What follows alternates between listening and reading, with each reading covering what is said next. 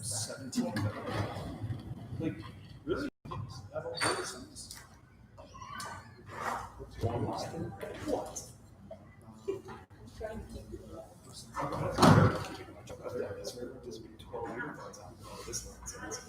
They can have it. Yeah.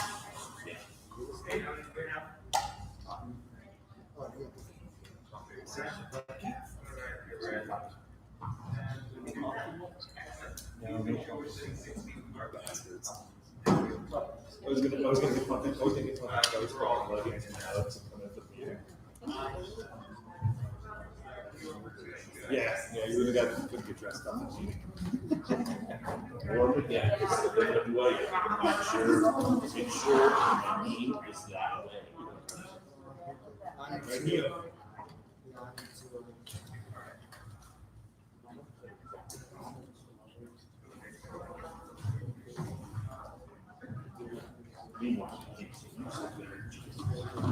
Jeans and polo shirt. Just like my cousin, just like the ministry. Yeah.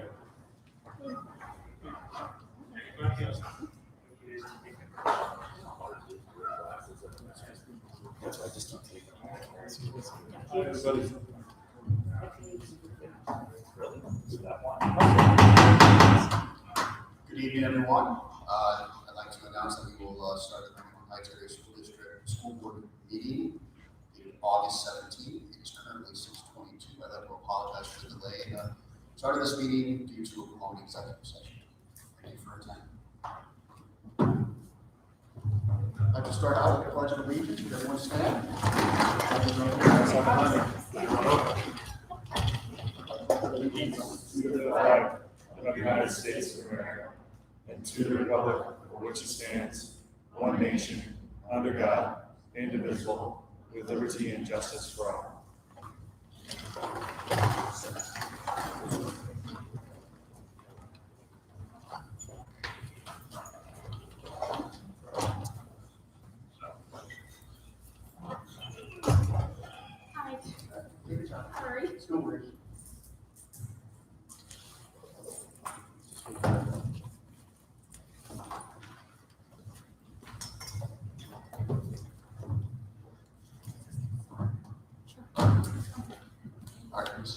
Roll call, please. Mr. Beaver? Here. Dr. Carter? Here. Mrs. Eisenman? Here. Mrs. Henry? Here. Mrs. Hughes? Here. Mr. Sheets? Here. Mr. Weiderman? Here. Mrs. Walter? Here. Mr. Tomasi? Here. I'm present. So first thing on the agenda is just a recognition. We'd like to thank the Reading Humane Society for their donations of pet supplies for our school district families. They were able to supply full pallets of pet supplies to our families during the summertime. We had, kind of goes on with the secondary thank you, we had our food service staff doing food meals for our students throughout the entire summer. We had 200 plus students coming on a daily basis to get that food. And as an additional outreach, we're able to partner with the Humane Society to be able to have some pet supply food available for the families to take advantage of. So it was a great community effort to support our families and the pets that they might have during this tough economic time. So again, huge thank you to the Humane Society for their support during this time to our community. Okay, I'd like to announce that we have a presentation. We have with us this evening Mr. Scott Kramer, Managing Director of RBC Capital Markets.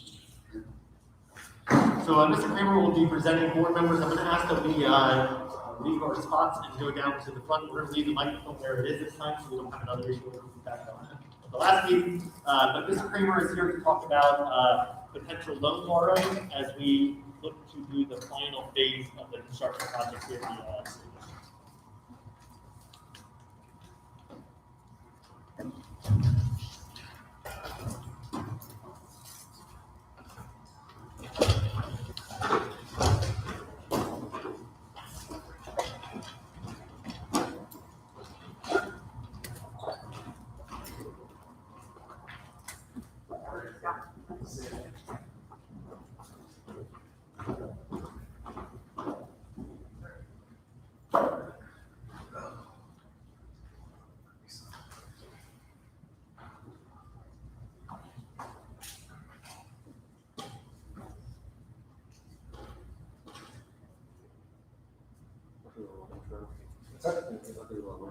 Yeah, sure. So while we're waiting for the presentation to come up on the screen, by way of a little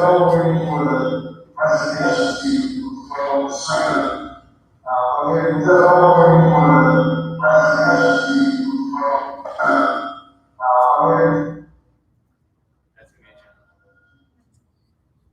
Can we do without that mic? I can, if you can hear me, okay? Okay, yeah, you can just project. Sounds great. So by way of background, we did part of the financing last year with the anticipated timeline that we would come back this year to finish up the financing for the projects as the superintendent mentioned. So Craig, if you want to go to the next slide, there we go. I don't need to stand up here and tell you about interest rates. Clearly, since March, we've had a significant decline in interest rates. The far right-hand portion of this chart shows you that we're back to historical lows with respect to interest rates. The next chart kind of blows up that blue box. And you can see in March, when the pandemic first hit, March through April and May, we saw a pretty significant spike in interest rates. And they've now come back to the low levels that we saw, and actually lower than what we saw pre-COVID-19. So timing for the refinancing and borrowing for the new capital projects is very favorable. Again, taking advantage of interest rates we haven't seen in our lifetimes. So this slide represents a summary of the existing school district debt service before we do anything. The top columns 1 through 5 show you that we have a series of 2014 shaded in yellow that we're going to refinance.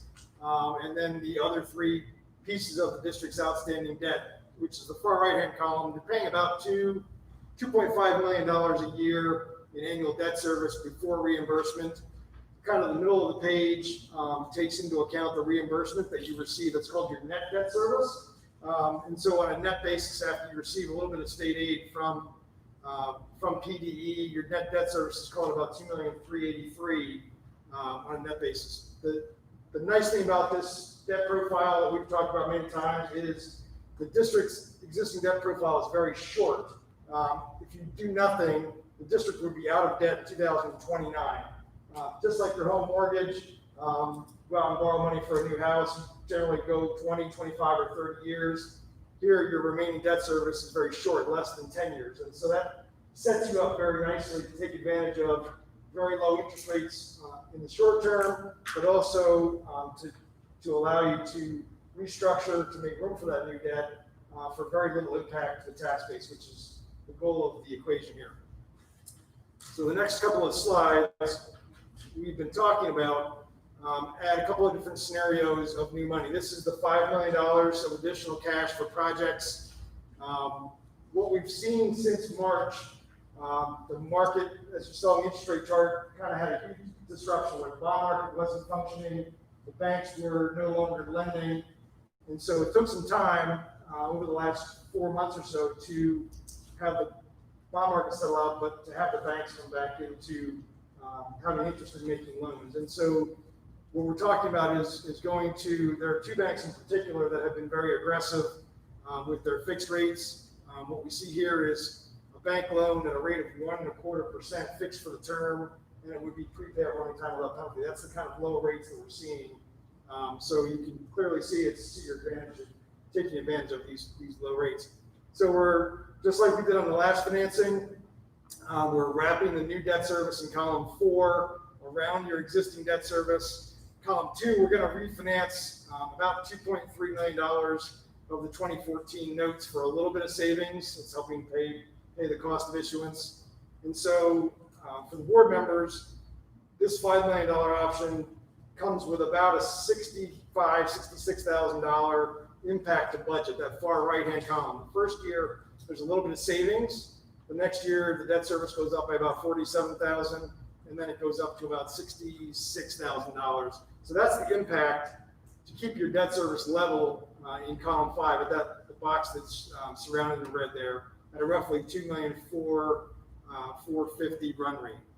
So this is the $5 million scenario. If we want to jump to The $4.5 million scenario, obviously not as expensive. The impact in column 6 drops to about $60,000 in those out years. And then the $4 million scenario, which is the last slide, the impact here is about $55,000. So all very attractive in terms of your ability to pay them back. It's very short. In this scenario, you can see that the debt service only still runs out 10 years at its longest. 2031 is on a $5 million scenario, so it's still a very, very short term. So that will set you up nicely to, God forbid, refinance if we see lower rates down the road. I'm not sure we'll see that. I've said that 100 times here. But if you want to do other things down the road, your existing debt profile, you've not backed yourself into any corners. Your debt profile is still going to be very short. You're going to maintain that good rating that we've always talked about. And so it's a very, very good setup. We do have an interest rate, or a timetable in the back that kind of talks about the next steps, if you will. Because it's a bank loan, we can move pretty quickly. We would anticipate, if you want to move forward with any of those scenarios, to come back at the meeting in September and put in place that parameters resolution that we've done many times here before. That would allow us to file the paperwork with Harrisburg that we need to file. We would put out an RFP to the banks, not only to the 2 banks that have been the most aggressive, to all the others to see what their interest might be. And then sometime in October, if that timing works, we would bring a commitment letter back where you can lock in that rate, whatever we see from the banks, 1.25% or thereabouts. So that's what we were here to talk about this evening. I'm happy to answer any questions. I know I threw a lot at everybody here in a very short amount of time, but it's obviously good news to take advantage of the low rates to finish the projects. Maybe I'll spin on. I started a couple of years ago at this point.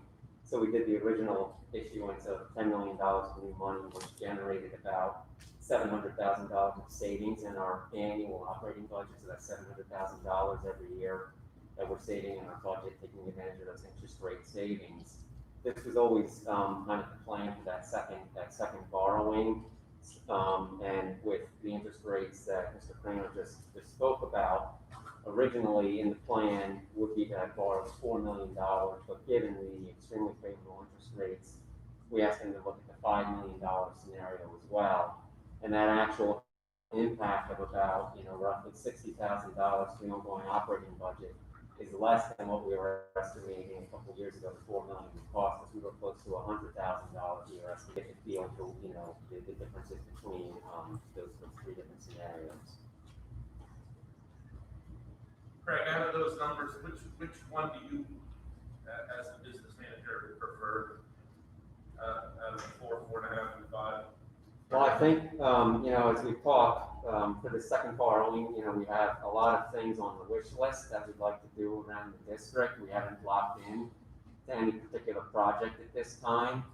I don't think we'd have a hard time spending the $5 million and, interest rates the way they are.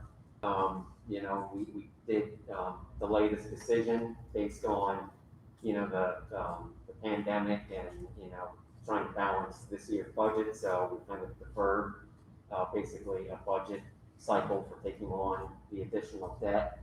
If I get out my crystal ball and say, are we going to be constrained on the revenue side and can we afford this? I mean, really to get, the $5 million at an interest rate like that, I'd say we have to budget, to. And did I understand that the $5 million is going to be more cost effective than the $4 million was what we were anticipating? Correct. So the So $5 million of the cost is about $65,000 a year in repayments. $30,000 less than what you were projecting. A year and a half ago, we were anticipating that to be close to $100,000. That was, so when we 2 years ago started on this journey, and we looked at everything, we would have been borrowing $14 million. Now we're suggesting to borrow $15 million, and we're actually, in terms of the impact on the budget, it's less. Craig, you mentioned that based on the timeline here, we wouldn't lock in theoretically until October 9th, correct? Is that what I'm reading up there? Yeah, so we would come back, we can move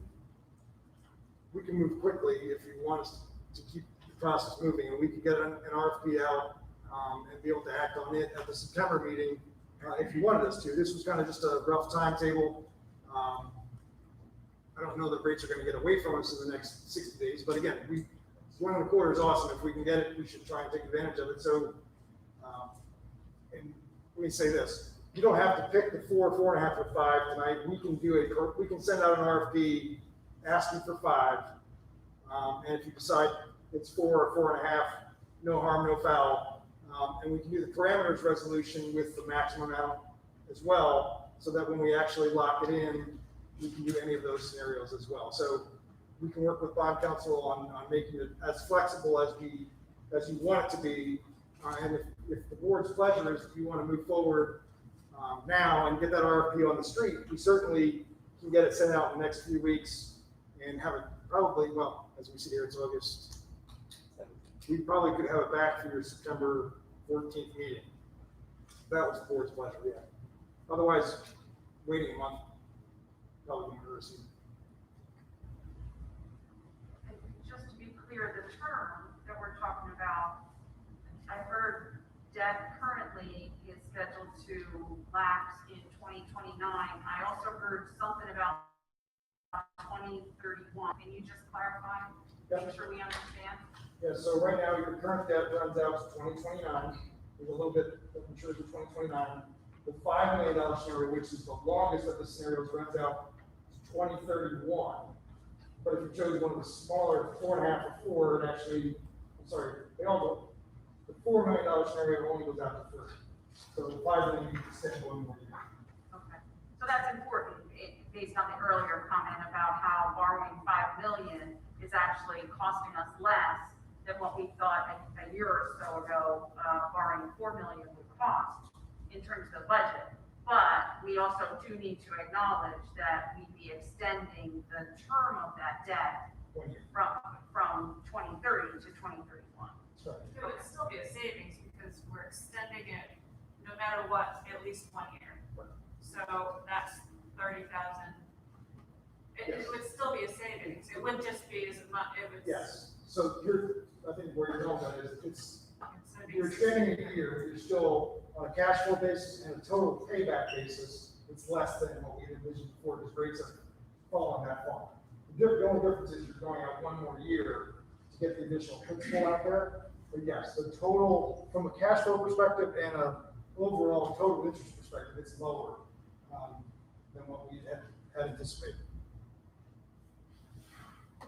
And again, I know nobody has a crystal ball, and particularly this year, it seems to be crazier than ever, but I hear, if I understand correctly, it's your notion that really waiting the next month or two as we get closer to October, you don't anticipate any major fluctuation. I'm just thinking in terms of closer to the election in November, it may get even more haywire than it is now.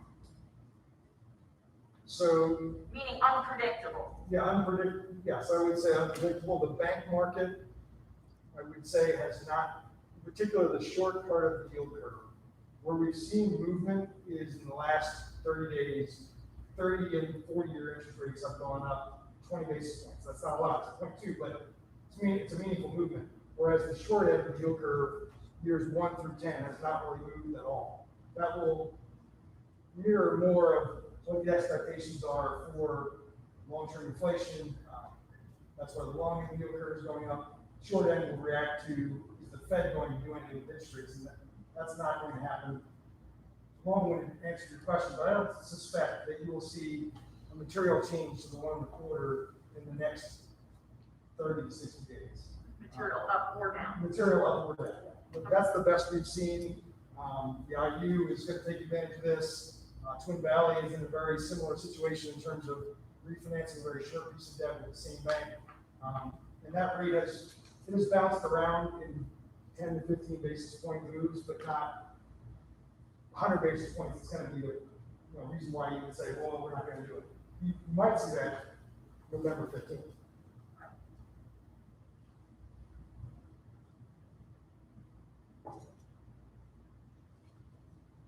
So I guess the question now, Mr. Kramer moving forward is, do we want to follow the time schedule that was outlined? And if you don't mind just looking at it real quick, or do you want to, as Mr. Kramer outlined, maybe Mr. Kramer, you could just rehash that again for us, but Yeah, what so, would be the expedited timeline? yes, if the board's pleasure is, hey, let's take advantage of the rates, we're all kind of in agreement, whether it's 4.5 or 5 million, why not go ahead and get the RFP out there in the next couple of weeks? We're happy to do that with a roll call vote of the board, say, yeah, go ahead, we want to get moving. And then we would come back to the meeting on the 14th of September with hopefully an interest rate agreement from the local bank and the parameters resolution that would allow us to take all the necessary action and file with Harrisburg. Then you would close from that date, still 30 days later, you would have locked in your rate a little sooner. And we're fine with moving that timetable up by 30 days if that's your plan. I'm in. I agree, I'm in. Yeah, I would definitely support moving aggressively. I mean, to be able to borrow $5 million at 1.25 is, as you said, unprecedented and historically good. So let's jump on the opportunity. Okay. This is not this, that tells you. Do we have the capacity internally, like on the admin team, to add yet another project aggressively to our plate right now? That to me would be the only concern with moving the time frame up 30 days. Yeah, we would definitely. You're right, you have 3 years to spend money. We could work 18 hours instead of 16 hours a day. I appreciate that consideration. I think it's one of those situations where you almost have to add that to the plate just because of the long-term net impact to the school district. So I absolutely appreciate that consideration, though. Thank you. Great. We'll see you around.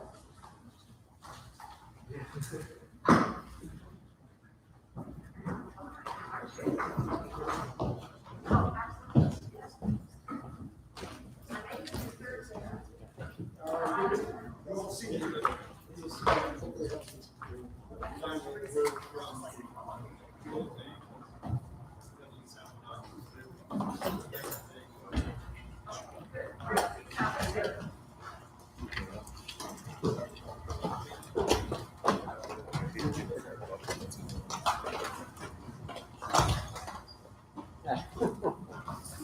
I got no room for this, huh?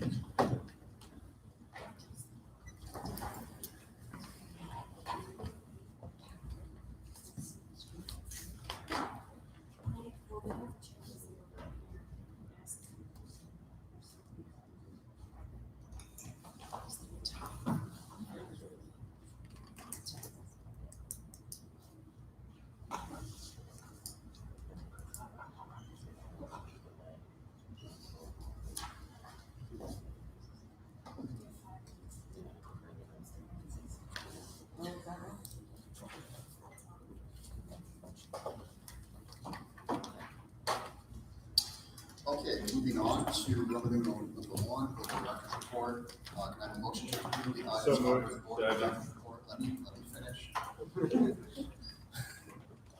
All right, so we have Mr. Bieber, or is he first? Sure. She's second.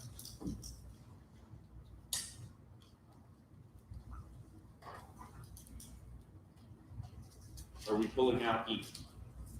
Would you like to vote on board of directors E separately? Correct. Yes. So we will be voting on board of directors number 1, letter E separately.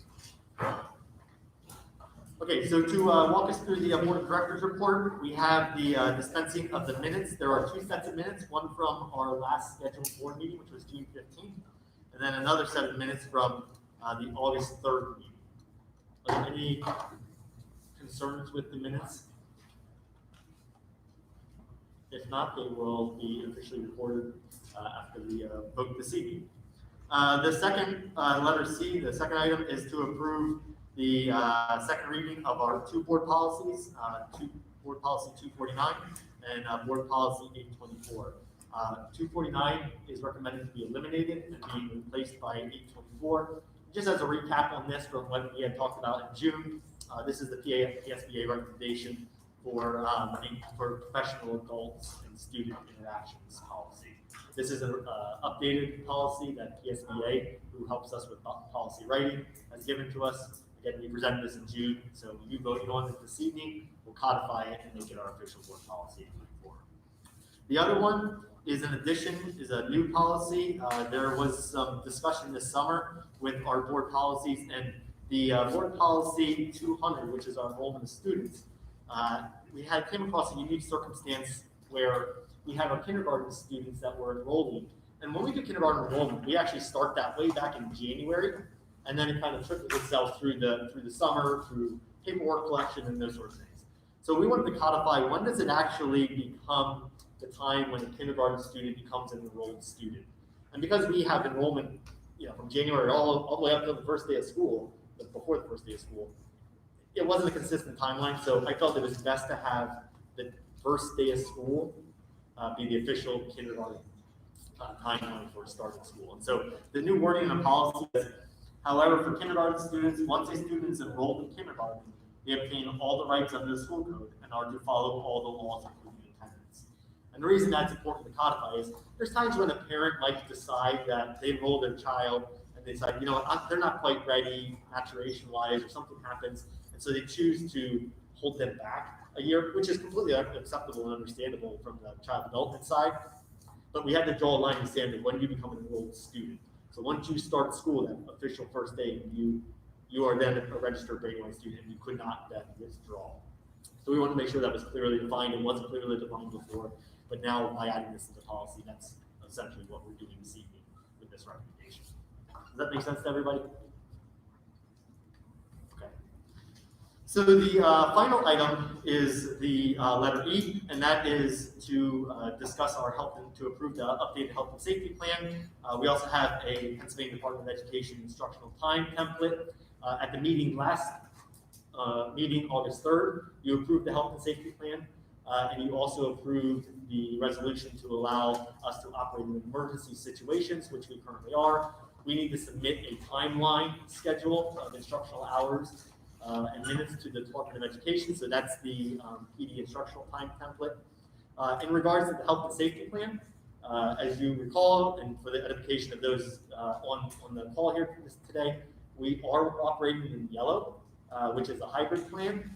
The way the hybrid plan will work is that half our students will come in on a Monday, Tuesday, and then the other half of the students on the Monday, Tuesday will be working remotely. Our staff are going to be teaching the students in the morning. They'll have a break, and then in the afternoon, doing live sessions with our students in the afternoon. What we really felt was important was that our staff had constant connections with our students every day. We really felt that was a critical component of this plan. On Wednesdays, the staff will have time to do some work in the morning, do some collaboration time amongst each other, and then in the afternoon, again, we'll be doing that consistent afternoon time schedule with live sessions for students in the afternoon. And then on Thursday and Friday, we'll flip the model. Those that were online Monday, Tuesday in the afternoon will now be in person in the morning, and vice versa. Those that were on in person Monday, Tuesday will now be online in the afternoon. So that is the schedule. We have outlined that schedule and exactly what that schedule means by grade level in our reopening back to school presentation website. So and just as a reminder, that website is on our school district website. It says reopening, you click the reopening, and then there's an education tab, and it'll go through all those details, exact times for when students are going to be doing live sessions in the afternoon.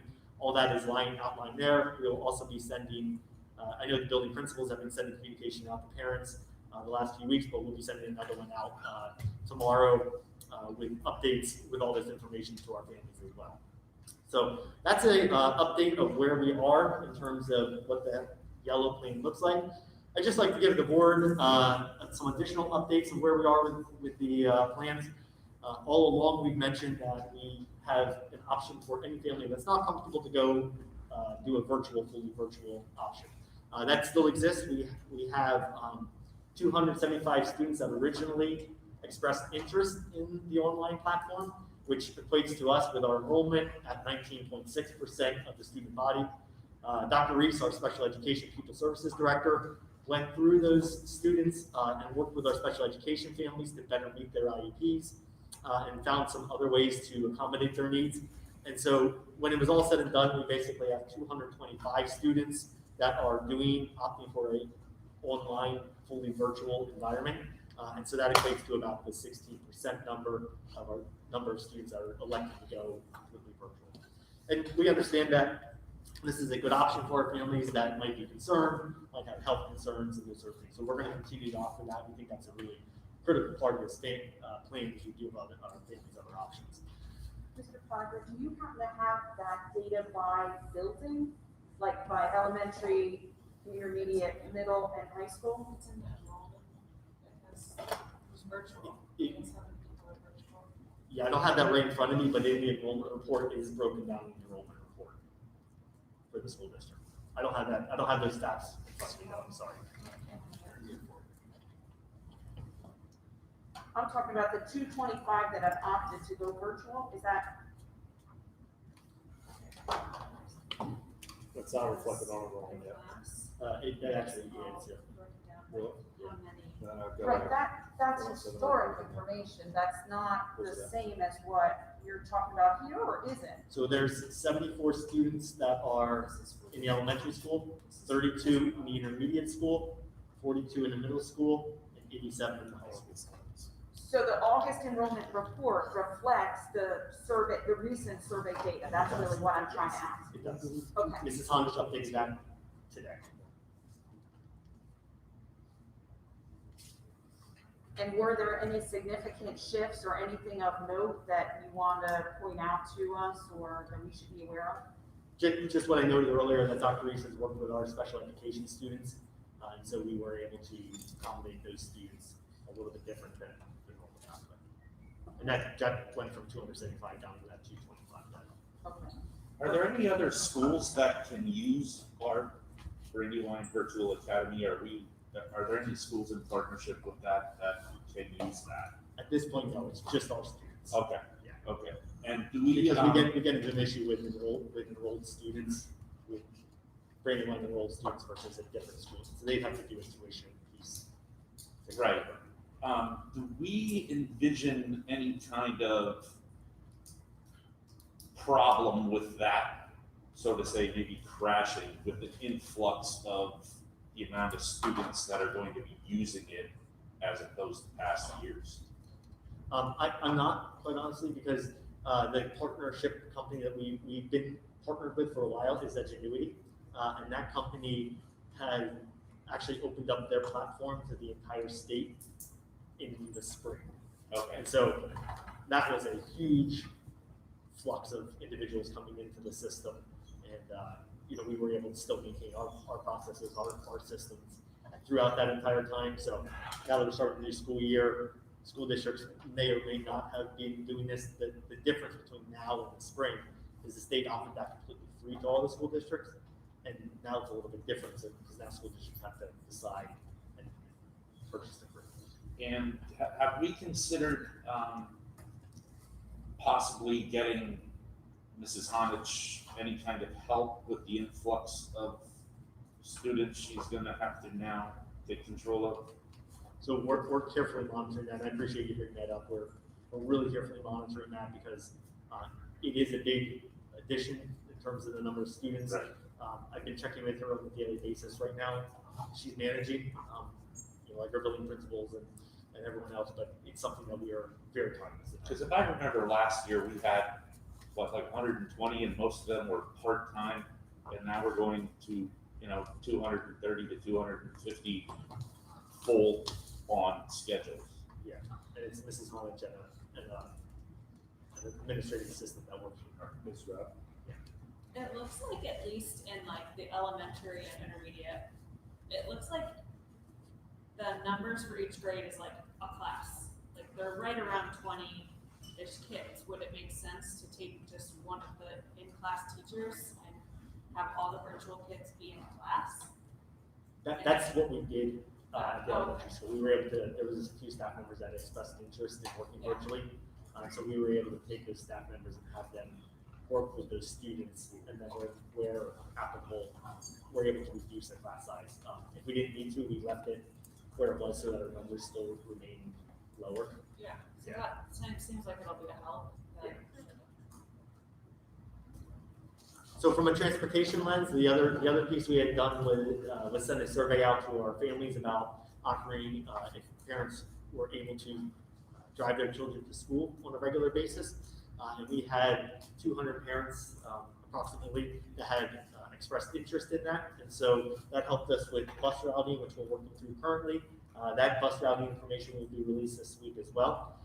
And so I just pause there and say a lot of the things that we had done since the August 3rd meeting, which was the online survey and the transportation survey, were predicated then on a lot of follow-up factors. So, what does our class list look like?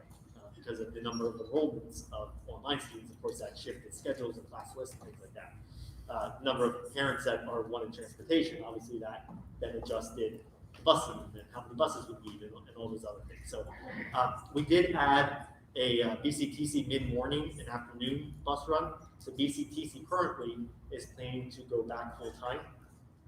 As we're in a hybrid plan, so we felt it was really important to accommodate our BCTC students and find a way to get them to the high school so they could take the BCTC bus then for their program, and then vice versa when they came home, find a way to transport them home. So we are adding a BCTC mid-morning run, and then likewise, because we're in a hybrid plan, our hybrid plan for kindergarten is a little bit different. We have kindergarten kids split up, the classroom split up where half the kids are in the morning and half the kids are in the afternoon. So again, we wanted to make sure that our parents and our students were taken care of. So we added a midday kindergarten transportation run to take the morning students home and pick up the afternoon students. So those two things were added on the transportation lens as we looked at kind of balancing up the transportation options for our families. That's where we are with transportation. Last board meeting, we had talked, and Mr. Sheets and Mr. Beebe, you had talked to me about temperature checks. And is there a way that we can consider doing temperature checks? And what would that look like? And I said, let me dig into that. I'll come back with a proposal. So while we looked into it, and the CDC still says, temperature checks aren't necessarily a great gauge onto is this COVID or not. I think the point that two of you had made was whether it's a COVID case or it's just an illness case, if it's a temperature over 100, there's probably some kind of concern that we don't want them exposing other students, again, whether that's COVID or just a regular illness. So we took that to heart, and what we came up with was the temperature checks is kind of a two-phase process. What I'm recommending this evening to the board is that we would be doing temperature checks. And the process would be is that when we did the buses, we have staff members on the bus. So before a student even got on the bus, we would do a temperature check before they entered the bus. And then we would be able to determine if they were okay or not. In some circumstances, to be completely honest, if there is a temperature and we identify a temperature, we may have to put that student on the bus and get them to school because there might not be a parent to be able to say, you're not able to come to school right now. Conversely, if we weren't doing temperature checks at all, that student would be on the bus anyway. So we can make some accommodations, make sure the masks are on, that sort of thing. So we'll be doing temperature checks on the bus before they even enter the bus. And then for all the other students, we'll also be at the points of entry for each building, having staff members do temperature checks before they come into the building, just to make sure everyone is okay before they enter. And then, of course, if there is an instance, we would escort that person immediately down to the nurse, and we would contact home and deal it from there like any normal concern of a case of flu, or if it's COVID, a different case. So that would be my recommendation and an update to the health and safety plan this evening as we look at temperature checks and what we would be doing with temperature checks. So before we jump to the next one, can we ask a couple of quick questions? Sure, yeah, please. Okay, so. Sorry, I'm rapid firing on my list here, trying to give updates of everything. I apologize. Understand, some of it's new to us. Yeah. So temp checks for all students, whether they board a bus or whenever they enter the building. What about visitors? What about staff members? Meaning faculty and staff, adults. So for our staff members and our children, for that is, we're still asking them to do the self-administered wellness check every morning. So that will still be in place, and then we're adding the extra layer of temperature checks for our students. And then for visitors, we'll also be doing the temperature checks, but we were not planning to do any temperature checks for our staff.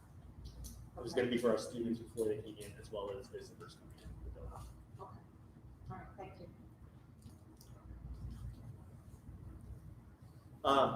An update on face masks. I know we had a conversation about that last board meeting, as well as I know you brought up some points about shields and those sort of things. So as of like this afternoon, we received, it seems like things are just constantly changing, and this is a major change, but it's just another wrinkle in the plan. So PDE came out with a new guidance. They're using some additional national guidance to help guide what they're recommending to school districts. So they basically, the two things they did today was more narrowly define what a face mask is, and then also put in some restrictions on what mask breaks can entail.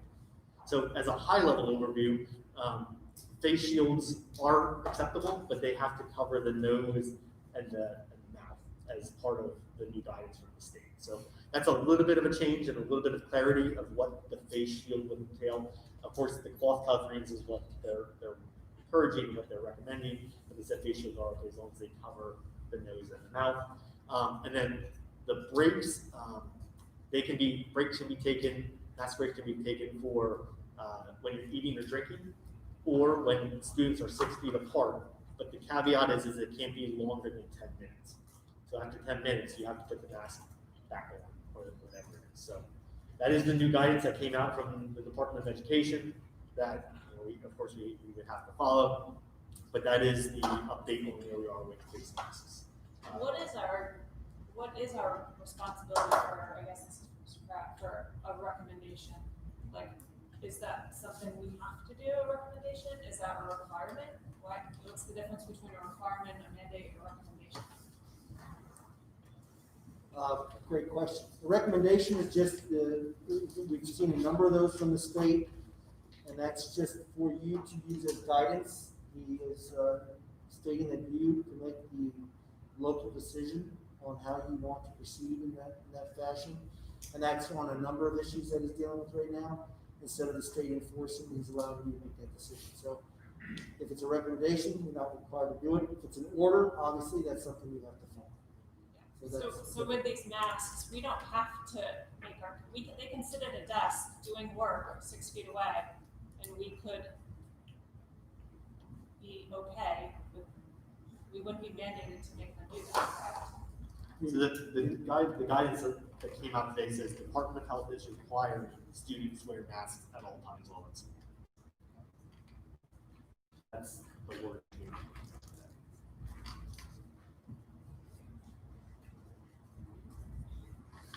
So from a local control perspective, it does limit us what we're able to do. It's just so hard. It's so hard. These little kids. I mean, I can speak on the little kids. That's just where I am in my life. But to make these kids sit there, they can't keep their hands off them, and it's so hard. I understand, and there should be times when they're sitting that they can get 10 minutes. Like there's nothing that shows that these kids are not going to be affected. There's no study about that. It's so discouraging as a parent to know that my kid has to sit there with a mask on all day. So I am meeting with the staff tomorrow. And we'll be going through a lot of these things here. Any outcomes from the board meeting tonight, of course, I'll be sharing with the staff. But one of the things I already have in the presentation is the mask component of it. And I am encouraging staff members as they see fit. Of course, they're going to have to read the class, and there's, they don't just put anything hard on stone, but to either take the kids out to large group areas like a gym or an auditorium, or take them outside and have students go outside and do your learning outside for the day if it's nice weather. We're limited on that, of course, until we get colder weather, but it gives us an opportunity to spread out a little bit, to change the scenery, and then, of course, take the masks off for that 10-minute period of time. So we're trying to emphasize that and encourage that with our staff members so that they do know that they have an attitude to pick up the class, go somewhere else, go outside if they feel comfortable to do so. And this is stating that it is an order to be effective immediately, according to the so that has to be implemented into our plan.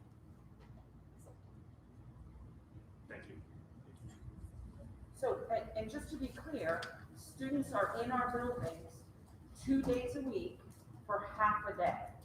That's And correct. it's an early dismissal half a day, Yes. which means for, and it might vary from elementary to high school, but several hours. Help me, 2, 3, For approximately 4.5. So high school students 7:30 to 12. okay. Yeah. So for 4.5 hours, 2 mornings per week, the expectation is if you send your child to school, he or she will need to honor the requirement to wear a mask. If they are unable or unwilling to comply with that, then the parent should not send their child to school. That's correct, yes. So we're looking at masks, not as a disciplinary issue, but more as an attire issue. So just like you can't come to school without a shirt on, because of this order, we have to enforce it. So you have to wear a mask just like you do a t-shirt coming into school. So yeah, if you're not able to do so, we'll ask that the parent comes. Of course, we'll offer one to the student, encourage them to put it on, work with the family the best we can. But if they are not willing to do so, then we can't have them in the school building based off of the order. Thank you. Yeah, I mean, for my understanding is we could go stricter, but we can't go less aggressive than what the order dictates. Yes. Okay. But our plan, even before this order, was to require masks all of the time in our buildings. Yes. If you can't be consistently 6 feet apart The for an difference extended was we had a period. little bit more latitude on the mask breaks compared to where we are now. They were allowed to sit at their desk and do work and not have to wear that if everyone was 6 feet spaced apart. out. And now And then, But to be fair, we are on a hybrid plan. From what I'm understanding, we're going to do everything to space kids out 6 feet because of the fact that only potentially half the class will be in a location. But now that this mandate order is out there, the mask is required all the time. That is correct. So that changes. It does change things, yeah. and as a result of that, we may see a change in our numbers in terms of virtual or in class that we just received. Right. That data may shift once that new information is conveyed to the community. I mean, we just heard about it today, right? We just got it from Pennsylvania Department of Education today. That's correct. Do you have the wording, Andrew? Does it say there exactly what that mandate says? So I got it at 2:22 today. It's a whole. So the main wording in the email paragraph is the partner DOH is requiring students wear face coverings at all times while in school, even when 6 feet of social distancing can be achieved. There are limited exceptions. That's what the email says. Limited exceptions. So the limited exceptions that lead you to an FAQ, which is multiple pages. I don't think you want me to read all this, but the multiple under what circumstances are students permitted to remove their face coverings? Schools may allow students to remove face coverings when students are eating or drinking when spaced at least 6 feet apart, or when wearing a mask covering creates an unsafe condition in which to operate equipment or execute a task, or at least 6 feet apart during face covering breaks, quote unquote, to last no longer than 10 minutes. So can we do 10-minute breaks with a 1 minute on over and over again? Does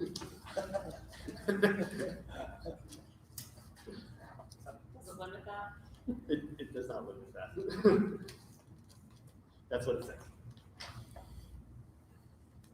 And in terms of the recommendation and encouragement of our staff to stretch the boundaries of the classroom beyond the four walls of the building, are we doing anything to accommodate those kinds of creative approaches? I know some schools have gotten tents, and there's talks about tent classrooms and all that kind of stuff. Like what, do we have any plans in place for that, or is it just up to the teacher to go find a spot to sit in the grass? We've really left it up to the staff member to determine that, knowing that it's gonna be, while we want this to go as long as possible, it is a fairly short window of time, in terms of what the weather will be conducive to be able to do this. The nice part is, particularly here with this building, we do have a nice pavilion in the back. There's also some areas like this, the bleacher areas, the large grass areas. We actually have some nice facilities where they can spread out large flatter areas of grass or even some bank areas that would be really nice for construction.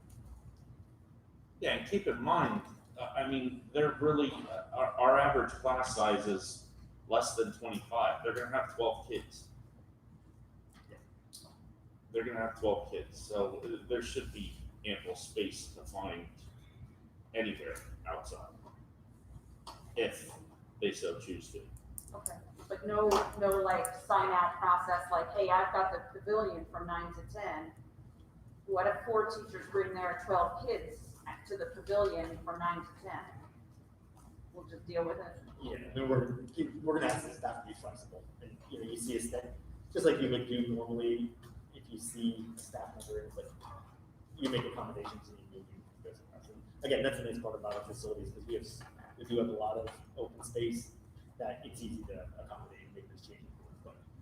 So, for instance, like here, if you see some of the pavilion, well, there's a nice bank area to the right, there's a nice bank area to the left of the building in the back. So it does allow for quick changes. And in the grades where the kids change classes, they go from class to class to class, particularly at the high school, but probably the upper grades here at the middle school. What is the length of the classes? Like, how is the daily schedule? Typically, there's 8 courses or more a day.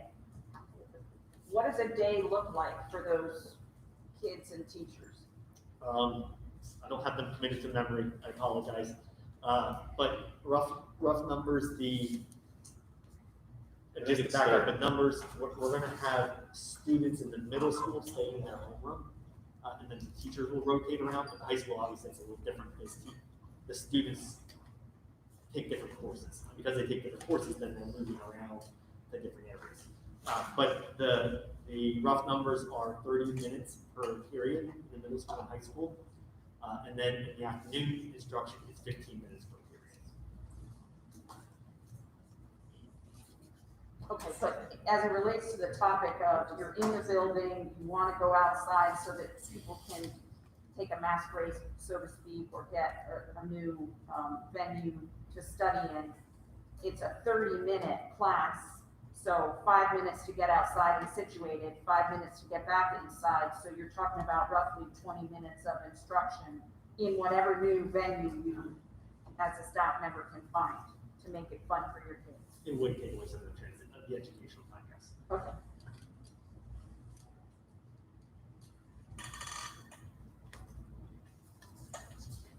Any other questions on that topic before I move forward?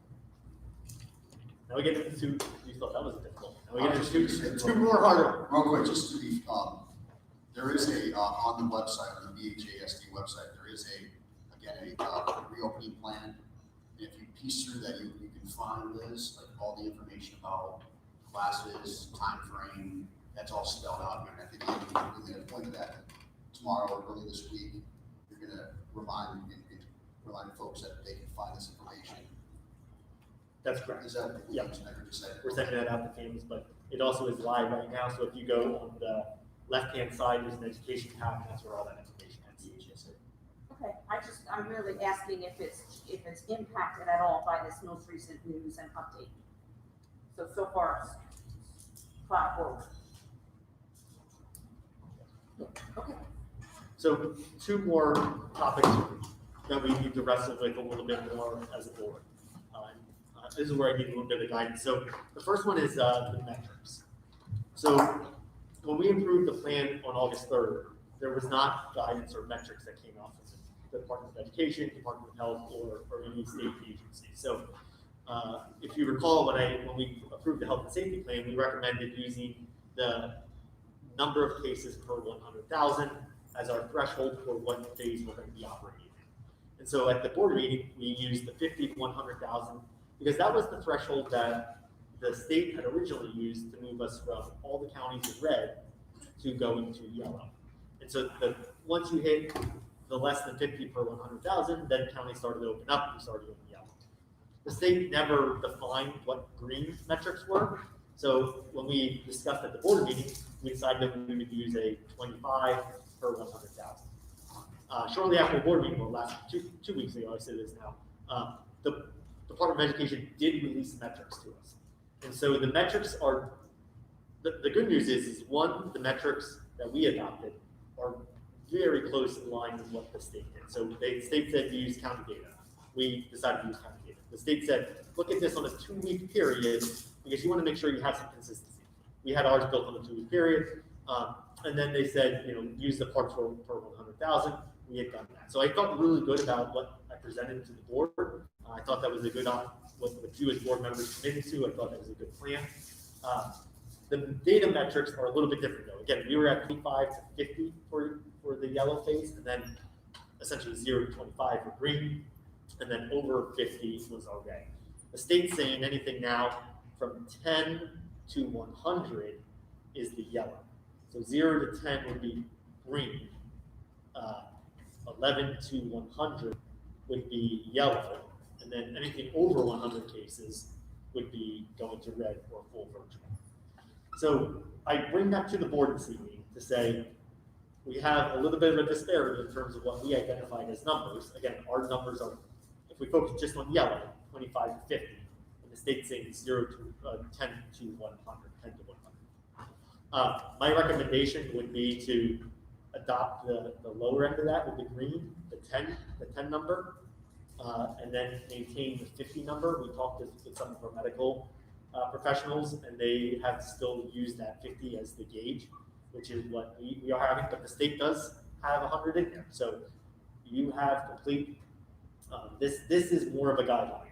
If this is not an order, this is not a mandate, this is absolutely a guideline. But it does at least give us some discussion points of what do we want to adopt here. Again, I'm recommending that we use the 10 to the 50. We need to hash that out. And then as a secondary question to the board, what if we use the 50 number, knowing the state's at 100, and let's just say there's 51% or 51 cases per 100,000 over a 2-week period, what then? What's the guidance that you as board members would like to give me? Deeper question. As board members, do you want to make that operational decision, or do you want me, the administration, to make those decisions using the data points? And then a further question, is it easier to make decisions? I know one of the concerns that I think Mr. Wagner and Mr. Beaver, you brought up last time is it's hard to say for families to go in and out, in and out, in and out. Do we want to make decisions based off of a month at a time?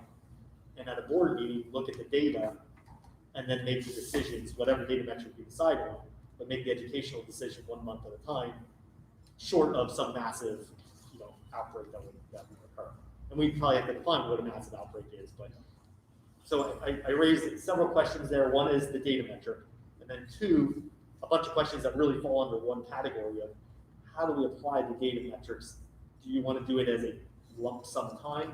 Do you want to do it as a 2-week period and use the hard fast, whatever number we pick, or do we want some latitude in figuring out how we're going to do this?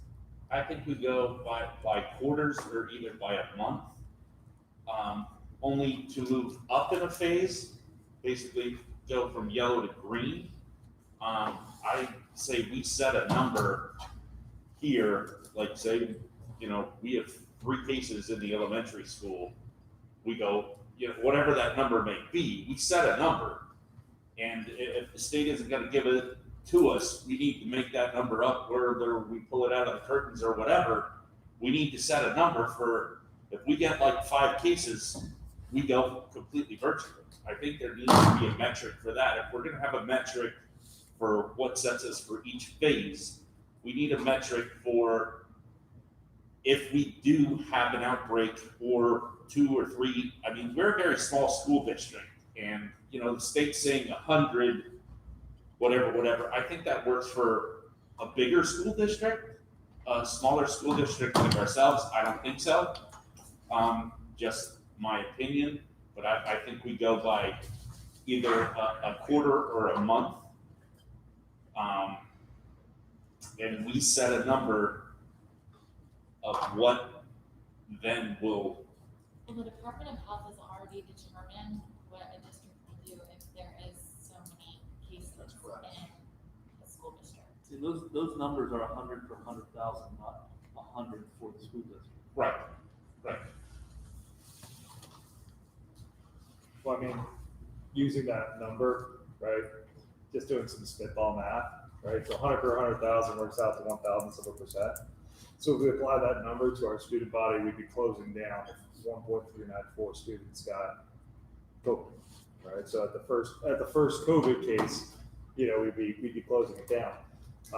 Just to kind of put in perspective, you know, from a number standpoint, you know, trying to apply regional numbers or state numbers might not necessarily work in our district. I think David's right. I think we do need to have an idea of when we're going to have that moment where we pull the trigger and we go red. But I don't know if we necessarily follow the, you know, like I said, like the national number. That's what I'm saying. I'm agreeing with you 100%. We need to set that number because we are a smaller school district. I mean, I mean, like you said, the number comes out to 1.3. Do I think one case we shut down and go to red? Well, Andrew sent out that link today that did have the breakdown of our school district. And right now there's 17.79 per 100,000 cases for Brandywine Heights School District. It did say based on some of the zip codes might have some of the other school districts in there, but you know, that's nowhere near what Berks is at 40, or are they at 7? The other thing is, where are those cases coming from, right? So are those cases coming from, you know, healthy individuals? Are they coming from school-age students? Because a lot of the research being put out by CDC and WHO is saying that typically children have half the likelihood of getting the disorder. Or are those numbers coming from, you know, skilled nursing facilities and healthcare institutions, you know, in the more urbanized sections of our community? I mean, I really think that if we pick a number tonight, we're going to be pulling a number out of the air, right? If we leave it in the hands of our administrators, you know, I think that's something that we need to do. I don't think that. I think that meeting once a month and having the conversation of, okay, do we want to upgrade to a less stringent setting is a good thing, but I think that we need to make sure that our administrators have that immediate ability to just pull the trigger on when they need to shut school down. So I'm hearing, thank you for that. And so let me, if I can just summarize kind of where we are. I hear that we should, in general terms, without massiveness, concern, but in general terms, let's look at this on a monthly basis when we come to a board meeting. I'll present the data points. Of course, on a weekly basis, I'll keep the board apprised of what data it is. But let's make decisions on a monthly basis using the guide. And then if there's cases of what I would, Mrs. Walton, I think you said something. Yeah. PD has a guide for this, and I just pulled that out. So one case, you do not close. 2 to 4 cases, it's asked to close school for 3 to 5 days to do cleaning. And then if it's 5+ cases, it would be closing for 14 days. So that is definitely more of a concern. So that's how we would be looking to do something more serious in terms of, you know, closing would then turn us into that fully virtual until we would meet again for 14 days. But that's the PD guidelines for how to handle cases that might appear in a school setting. So I would suggest that if that's the PD guideline, that we would adopt. Would you repeat those? Because I see this as 2 different issues. One is the decision to go back to school and how long to stay in school should there be changes to the data. At the community level, meaning Berks County, is what we've just defined, at least in the current health and safety plan, as our community.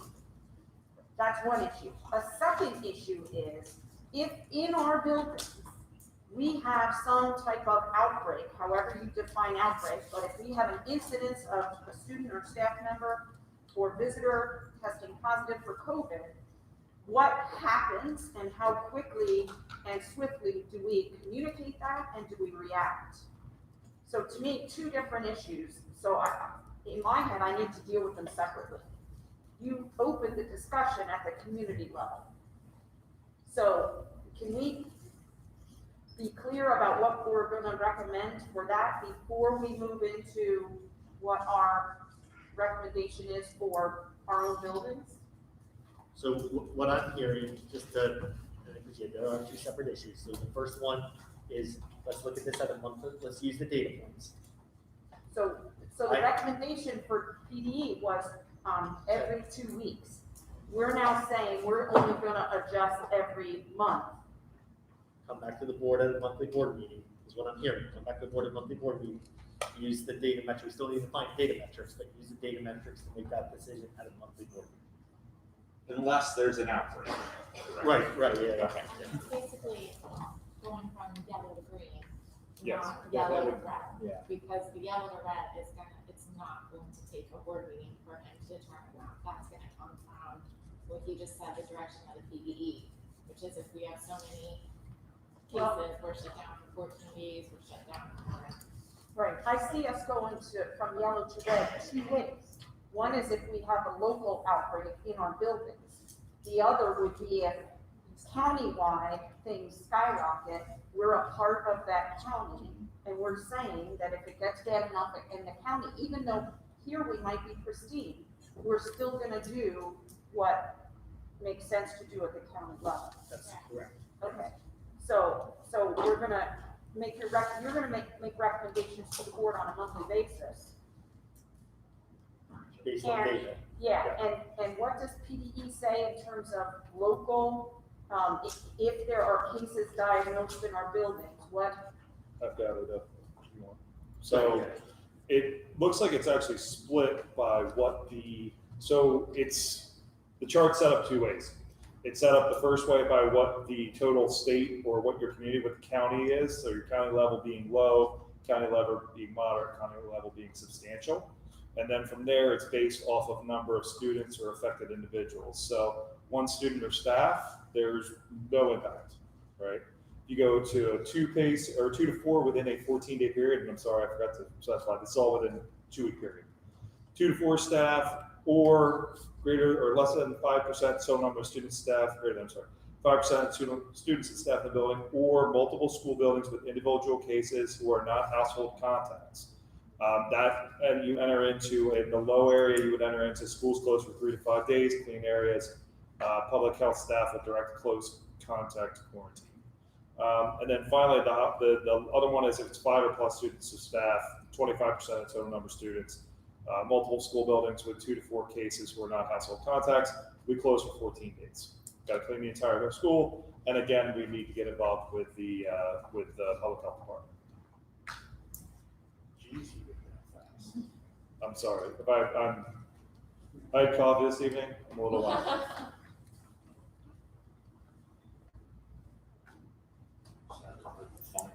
So let me try to summarize this. So,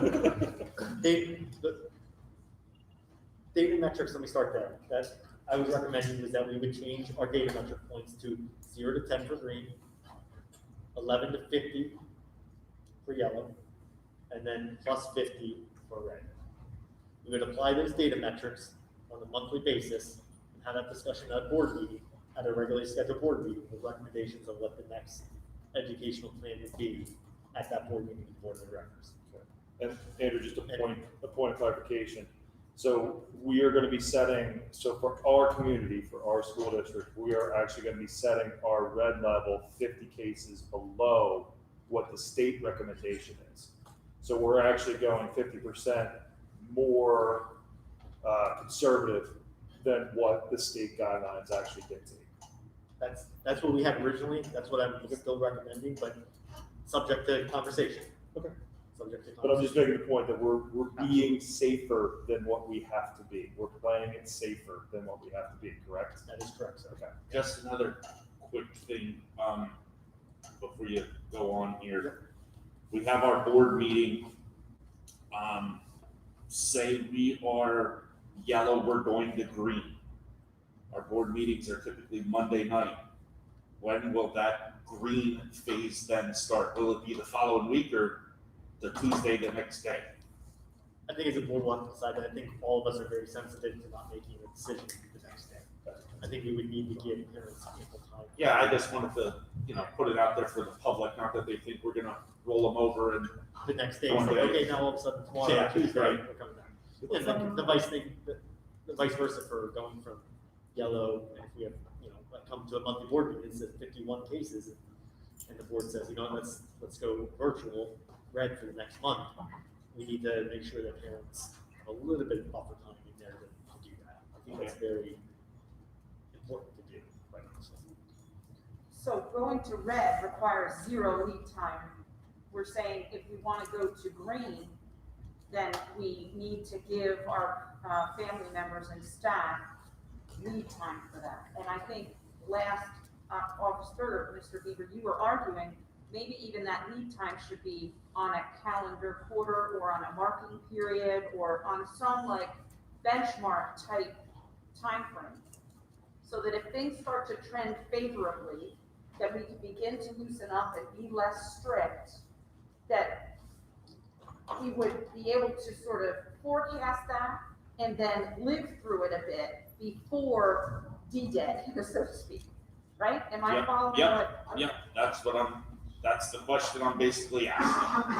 Yeah, I don't think it makes, I don't think it makes sense to plan on going to green in a tight time frame. To me, we need visibility into it, we need lead time into it, we need some roadway before we could do that. And I support Mr. Bieber's recommendation, and I thought this was kind of part of the existing plan, that we would only make that decision on like a quarterly marking period basis. Maybe I misremember or I didn't understand. Right now, we at the August 3rd meeting said we're going to be hybrid until in the yellow phase for the first month of school. That's what we decided on. That's what I communicated after the savings. Then For the first month? Yes. Okay. Then PD came in and gave these numbers, and that's why we're resurrecting this conversation again, because it changes the scenery of how do we adopt it and apply these numbers. Yeah, I mean, my bias would be to say you need at least 30 days lead time before you shift to a more favorable color phase. Less restrictive, thank you, less restrictive. That's a good way to say it, less restrictive. So you're saying basically we come back in September saying we can go green. We should, for 30 days until the October meeting, stay yellow and see what happens and put it out to the families, hey, if it stays the way it is, all of September, October, we will be going green. Is that what you're saying? In general, yes.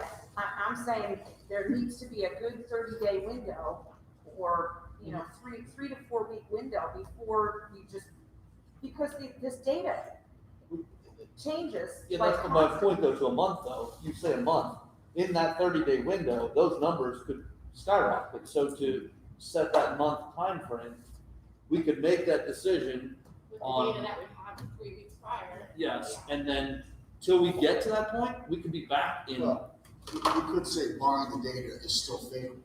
Correct, but you're still going to be changing on the fly. I mean, I think that's the one thing that we have to come to grips with. There is very little planning you can do for that swing. It is going to be inconvenient, as this entire thing has been. So to say we're going to give a month notice, that's great. However, the week we decide that following week, those numbers could spike, and that's completely out of anything we could forecast. So I guess. Right, but if it doesn't spike, if it stays favorable, then we continue to see a favorable trend line for from the time we say, hey, the data looks like we could go to green, let's root for that, right? And then the following week, the data continues to look good, and the following week, and the following week. And so we've got this trend line before we push the green button in terms of implement a green strategy. But in that scenario, 1 week can throw you off. Correct. So I guess what I would suggest in that, if that's the approach the board wants to take, we do it on a marking period, because that's going to give you true data to make that swing. So if we come to the month prior to the end of that marking period, we now have had 2 months of data that will allow us to say, okay, we're comfortable saying that this data has held true for 2 months now, and we are going to go green that following month. So to make those decisions based on a marking period as opposed to a month. I agree with that. So the reason I suggested originally a month is I think Dave, you had suggested a month. My thought process was we have a board meeting every month. Right. To your point, if we decide to do it in a quarter, we could, in the middle of the market, the end of the market period, it's fine in the head right now, but I believe it's the middle of October, I forget the exact date. So we could have that meeting conversation at the beginning of October, and that gives you almost a 2 week lead time before that quarter changes, to let parents know that, hey, we're gonna be shifting for this coming quarter to whatever it is. So it's gonna give us more steady data, more accurate data than, in my opinion. So again, I think we're wrestling with two things though. One is, what do we do if there's cases here? And we have that plan from PD, and I think that articulates what we do there. The other issue then is, if we were, when I was doing it on a monthly basis, I would to move from green or to red from our current status was going to be a conversation point at the board meeting. So if we hit number 51 instead of 50, do you want to make that change Yes. that day from 50? If you were to hit number 51, Yes. to make that change. Yes. When we go red, you make that on a dime, whatever you gotta do. You don't want to wait till that board meeting. No, I don't think we wait at all. Okay, I needed to hear that, of what the guidance was from the board. At that 51 number, do we do it the next day? We shut it down. Yeah, I think you got it, just the same way we did it back in March. You know, it's take what you need home, and that's that. And if it goes out of 51 the next week, in 2 weeks, it goes back to 48, do we bring it back to hybrid then? Not until the next marking period. So you want to keep it virtual for the whole park marking period? I disagree with that. Respectfully, I disagree with that. I think that if it does come out, you know, at that point, I don't see a scenario where we're really gonna be anything more than maybe a week or two away from a board meeting during any of these decision processes. Because everything's based on 2 weeks of data. So I don't see us going, you know, if we have one really bad week, like let's say, God forbid, the Lutheran home hits an outbreak, right? And they get 50 cases. And they manage to clear that. There's no new cases, but we still have that 2 weeks of data. We gotta wait for that trailing data to drop off. We're only a week away from a board meeting, you know? So I think that if we do it by the quarter, if we drop it for the entire quarter, we could have a spike from one skilled nursing facility in our area that causes us to cancel, you know, to go red and go fully virtual for another, 4 weeks or 5 weeks. Think about what happened in March. Isn't that exactly what happened in March? That there was outbreaks all over, not necessarily here, but all over. And it was scary enough back in March to shut it down. I'm not sure I understand But back in why March- it wouldn't be just as scary in our local, and even more scary in less than a mile away, in walking distance, in fact, if we had an outbreak of 50 COVID cases. What, like, I So just, I guess You're the talking- difference is, right now, if we operating at, let's just pick it up to 40. This week, right, next week, it just for some reason jumps to 51. right, We shut down. Yeah. We're gonna be ready. Next week, it was back to 40. So 2 weeks ago, we were fine operating at 40. But 2 weeks later, now we're saying it's not safe. Are we gonna go off of like a more localized, our districts, or are we going off of all of Berks? Because Going off of all those. we agreed last time to go off of Berks, that's the current plan, Berks County data. I mean, that's what the plan approved on Well, August we third can was. also adjust and. Yeah, I'm consider just saying, okay, you're But I saying, just should we feel like- continue to do that? Yeah, or so should we that's do my something question. different? I mean, when Okay. Andrew sent this out today, what was the purpose of you setting that up? Was that just, It was For the first nothing, or- time we could see local data. yeah, which is like Which we so never- different than what our county data is. I think from, But I we think don't, that, we don't live in a bubble. I mean, Yeah. it's just. Yeah, but everybody's traveling right now anyway, going and playing sports, and they're all out there anyway. I mean, it would be to make these decisions based on our community that's already going out there. Why wouldn't we take our community numbers? Oh, we work in different locations, we travel, we go places. I mean, my point is, we're not in a bubble here in the greater Yeah, area. but the people living in this bubble are not contracting.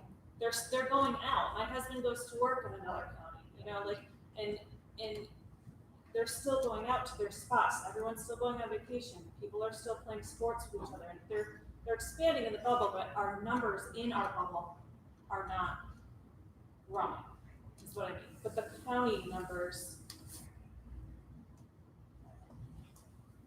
So I feel like the county has a We lot can of. also hold a special board meeting as long as we meet the advertising requirements to have said meeting.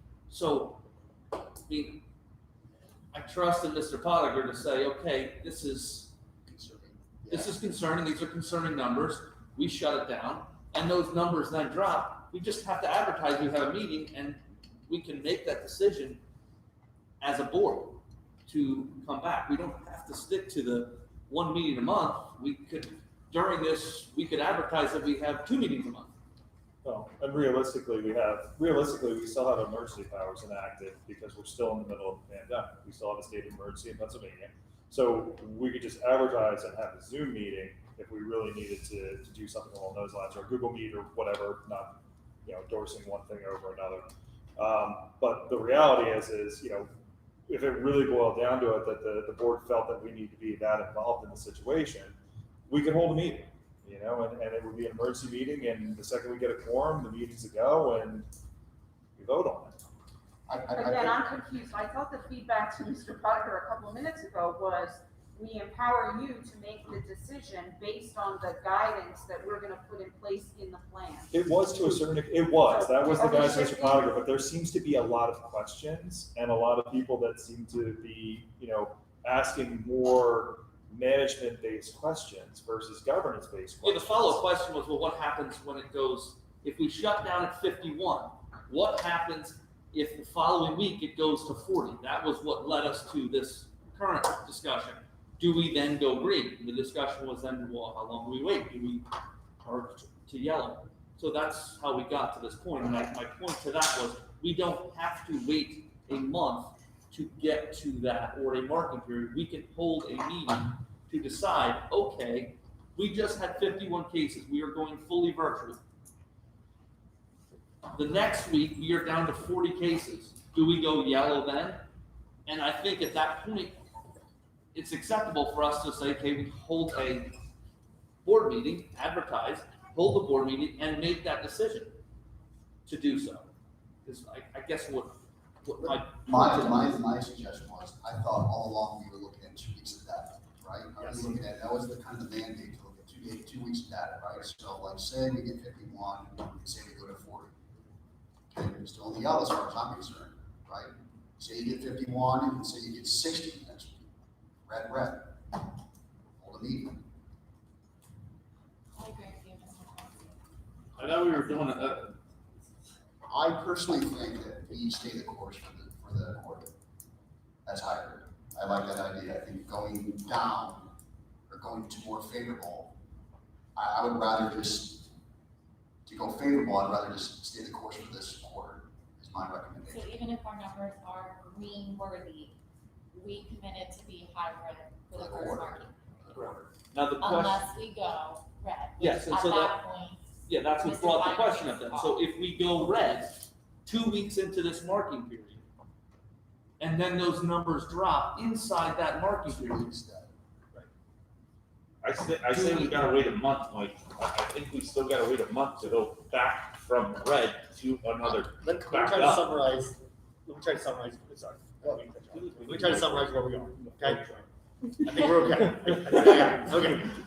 So data metrics, let's start there. 0 to 10, green. 11 to 50, yellow. 50 plus, red. And this is based on Berks County data, Based on cases Berks per data. 100,000. Based on Berks data, yes. Cases per 100,000. We are in currently the yellow hybrid plan. If we go over the 50 mark, even if it's 51, based off of a 2-week data average, I pull the trigger and we go to red.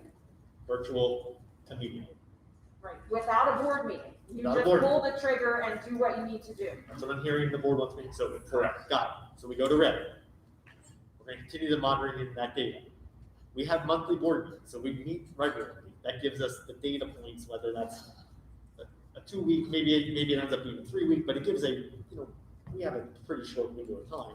We can closely monitor that data, and then we can decide at the next board meeting if data is looking favorable, we slide ourselves back into that hybrid plan. If we ever go into in the current yellow plan, or if we ever go into a green plan, and it's not needed to make these adjustments, we're going to make educational commitments by a quarter. Well, the only thing I would disagree is you mentioned if you go in red, right? Yeah. We're going to a more restrictive form of education, right? We just said we would wait for the quarter to go to less restrictive, right? So if you go from yellow to red, you're going more restrictive, right? So then we're basically saying we're in this phase, we're on this phase, how I would look at it would be until the quarter is ended. And then I like that idea. Yeah, that's what I think. Once we go to red, we can't go by 2 weeks or it's gotta be set either a month or a quarter that we stay there until we're ready to go back to the next phase. My only argument to that again is that we have 40 over a 2-week period now, and it's completely fine. And then it spikes and it goes to 51 over a 2-week period. And then the next 2-week period, I come to the board and the board meeting say it's down to 40. At this point, if you go that direction, we're staying, even if it's 40 for the rest of that quarter, and it could be the first day of the quarter. If that's the concern, then change 50 to a higher number. That's what I agree. I mean, Yeah, if you're worried about 50 versus 51, we're so then change close. it to something that we can live with. But I think the feedback is we can't change it on a dime. So 50, so the state says 100, so we can absolutely change that. The medical guidance that I continue to get is still stating 50. I'm arguing the other point of the flexibility and the board's discussion of locking us into an educational pathway for a long period of time when data points can change. If we're using data points to make decisions, we shouldn't handicap ourselves, is what I guess I'm trying to say. We should have some of that flexibility, at least within the red and yellow phase, based off of where that data points are. If we're gonna follow that more conservative, then we should follow our district. If we're gonna be based on the county, then we should follow what the guidelines are, or be closer there. I mean, we're almost there, we're about to go in red, but, our county has no cases. But based on, our district, I'm sorry, but our county has the cases to almost push us into red. We're like 3 cases away, basically, whatever it is. We're the county. But, I mean, and we're gonna be here in a few minutes, it feels like, in like 2 weeks, we're gonna be here wondering, are we going to red? And when we go to red, we're locked in. And then we're locked in, so either, I think, my opinion would be to either raise it to 75 or 100, or go off of our district numbers. That's just how I look. Does anybody have any objection to raising that number? No. I do. I think we go with the 50 that we voted on at the last meeting. I don't understand why we're raising numbers to, this is a pandemic, it's a virus. Yeah, not everybody's getting it. People on one side feel one way, people on the other side feel the other way. But in the long and the short of it, we're talking about kids' health. I mean, you're putting a number on children's health. So make that number as low as we can possibly make it. I mean, to me, if we got 1 case here, that's too many. And I guess my earlier point to that is that we are not locked into those one meeting a month. So if we get to the point where we have gone red the second week of school, we do not necessarily have to commit to saying we are going to stay red that whole time if there is a dip. I mean, we're talking about a huge swing if we're saying we were at 51 and then 2 weeks later now we're down. I mean, the trends don't point to do that as quickly as those numbers say. So, I mean, I would be in favor of letting that to Mr. Pottinger to say, okay, I've noticed the numbers have dipped for a 2-week period. Let's call a special board meeting and decide, do we go back to yellow? Or to that point, we could use the regular schedule meeting too, because we Correct. meet on a regular basis. Depending where it falls, I don't see any reason why we have to Lock into a marking. lock into the marking period. What my original point was, going back to the meeting on third, is I don't think that we should be switching every 2 weeks. Yeah. So that's the moral of the story. I don't think that we have to, so you come back in week 1 and week 2, those numbers are elevated. You don't necessarily have to commit to staying red that entire marking period. So I can live with that. If we go with Berks County data and we go restrictive like 50 as opposed to the up to 100 for districts much larger than us. So Berks County 50, if we go red, then you're saying empower Mr. Pottinger to pull us together. If all of a sudden the vaccine comes, whatever, if things look rosy, bring us together and we can make a decision on the spot, whether to go red and when to implement. Whether to go green and when to implement, or yellow and when to implement. I can live with that. Mr. Lever, to your point, I just wanted to clarify that this is not like making up numbers. This is state guidance. We have new guidance from the state saying up to 100, and these people that are involved in these discussions at the state level are medical professionals and people who are policymakers in public health.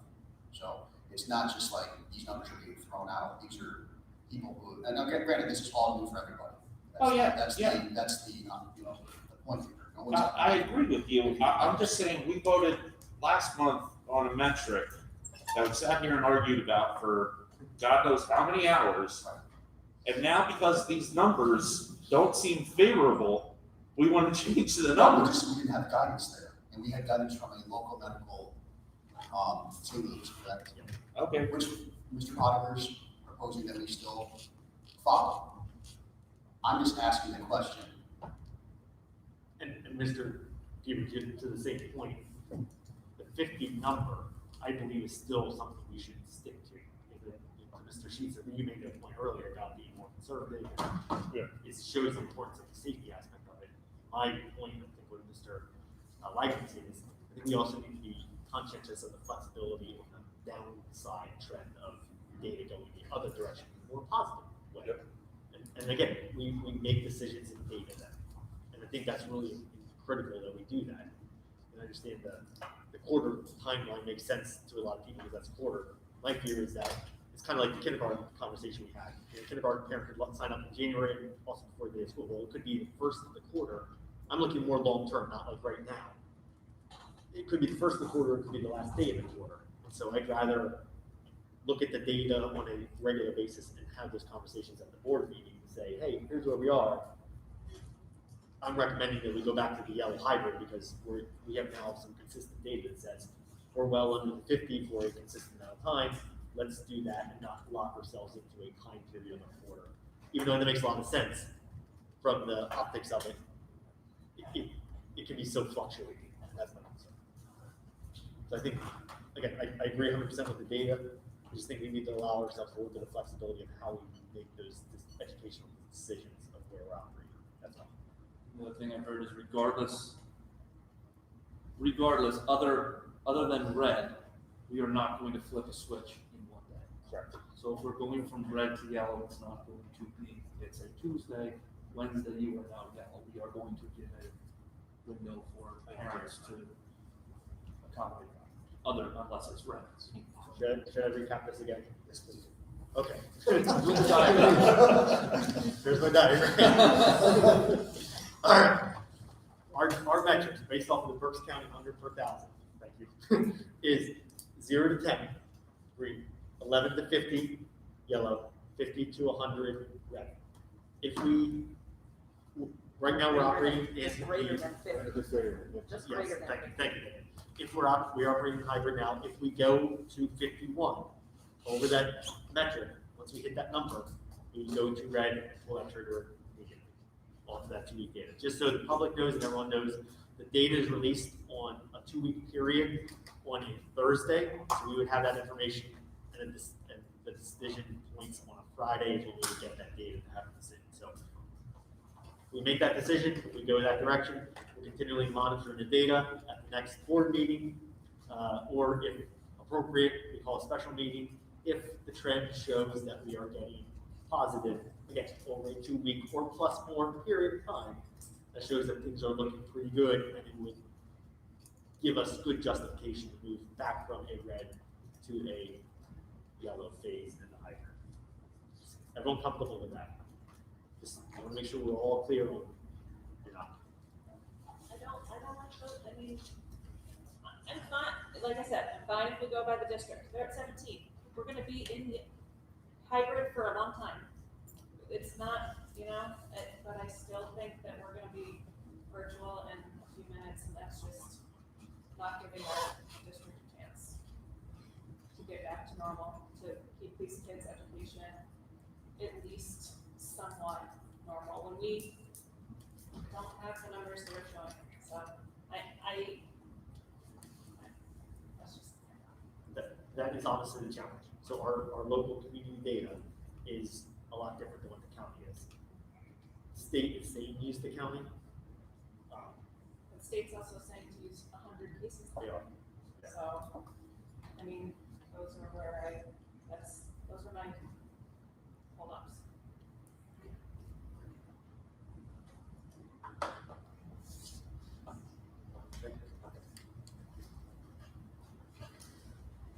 All right, sorry. So, That's just the first one. I got one more for you. all right, go.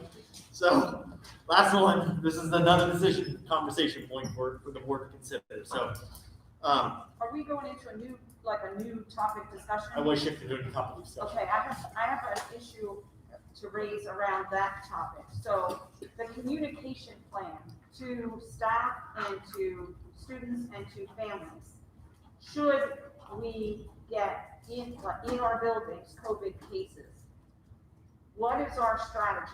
If there is a case, are we communicating to families, and which families or all families? If we get multiple cases in a building, are we communicating to which families or all families, and how soon?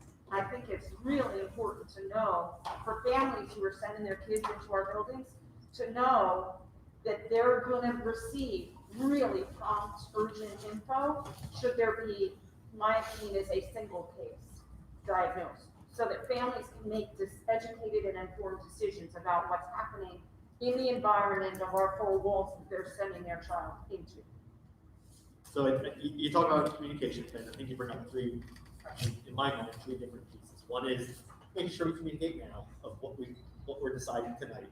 It's a little bit different, so we need to make sure that gets communicated out to our families. Sure. I think we also need to make sure we communicate on an ongoing basis, as as we have a conversation at the board meeting, like, hey, here's where we are, we're still continuing hybrid or whatever. So the ongoing communication. And then to your point, if there's a case. So I think we'll end up having two different communications go out. One is unique to the building, and then the other one is also letting the entire district know that there was. We would be transparent and make sure we do let all families know that there's a case. But I think that conversation probably was even a little bit more different and refined at that building level. That be a case to talk a little bit different on that information. The good news is that the Department of Health, HEMA, and PDE all joined together and joined forces to put together a Department of Health hotline for educators. And so that Department of Health hotline will allow us to be able to access Department of Health resources just for education, to be able to help with cases if this would come to fruition and help us with that. plan of action. So that's really reassuring as an education leader right now. So may I recap what I think I heard? So one is we have access to resources should we have a case. Right. Or a multiple cases, some kind of outbreak. So that's certainly good news. I'm not quite sure I'm clear yet in terms of if I'm a parent of a student, let's say I have an elementary student, and there's a positive diagnosis. How and when do I get informed, and at what level of detail? So if there's a case, we would be letting all families know in the district, because I think it's very important to let everyone know, just because of busing, because of siblings, or whatever the case may be. And then the level of detail, we would be talking about what we'd be doing for cleaning remediation, what we'd be doing for ensuring the safety of the students that would be returning back to school.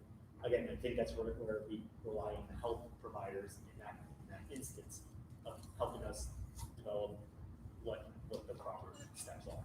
Okay, so if I'm a parent of an elementary student and there's a high school COVID diagnosis, I'm gonna find out that the district has a positive case. Will I be told it's in the high school, not in my child's building? Yes. Or will I be left to guess? Yeah, we'll state who's building it. Okay, all right.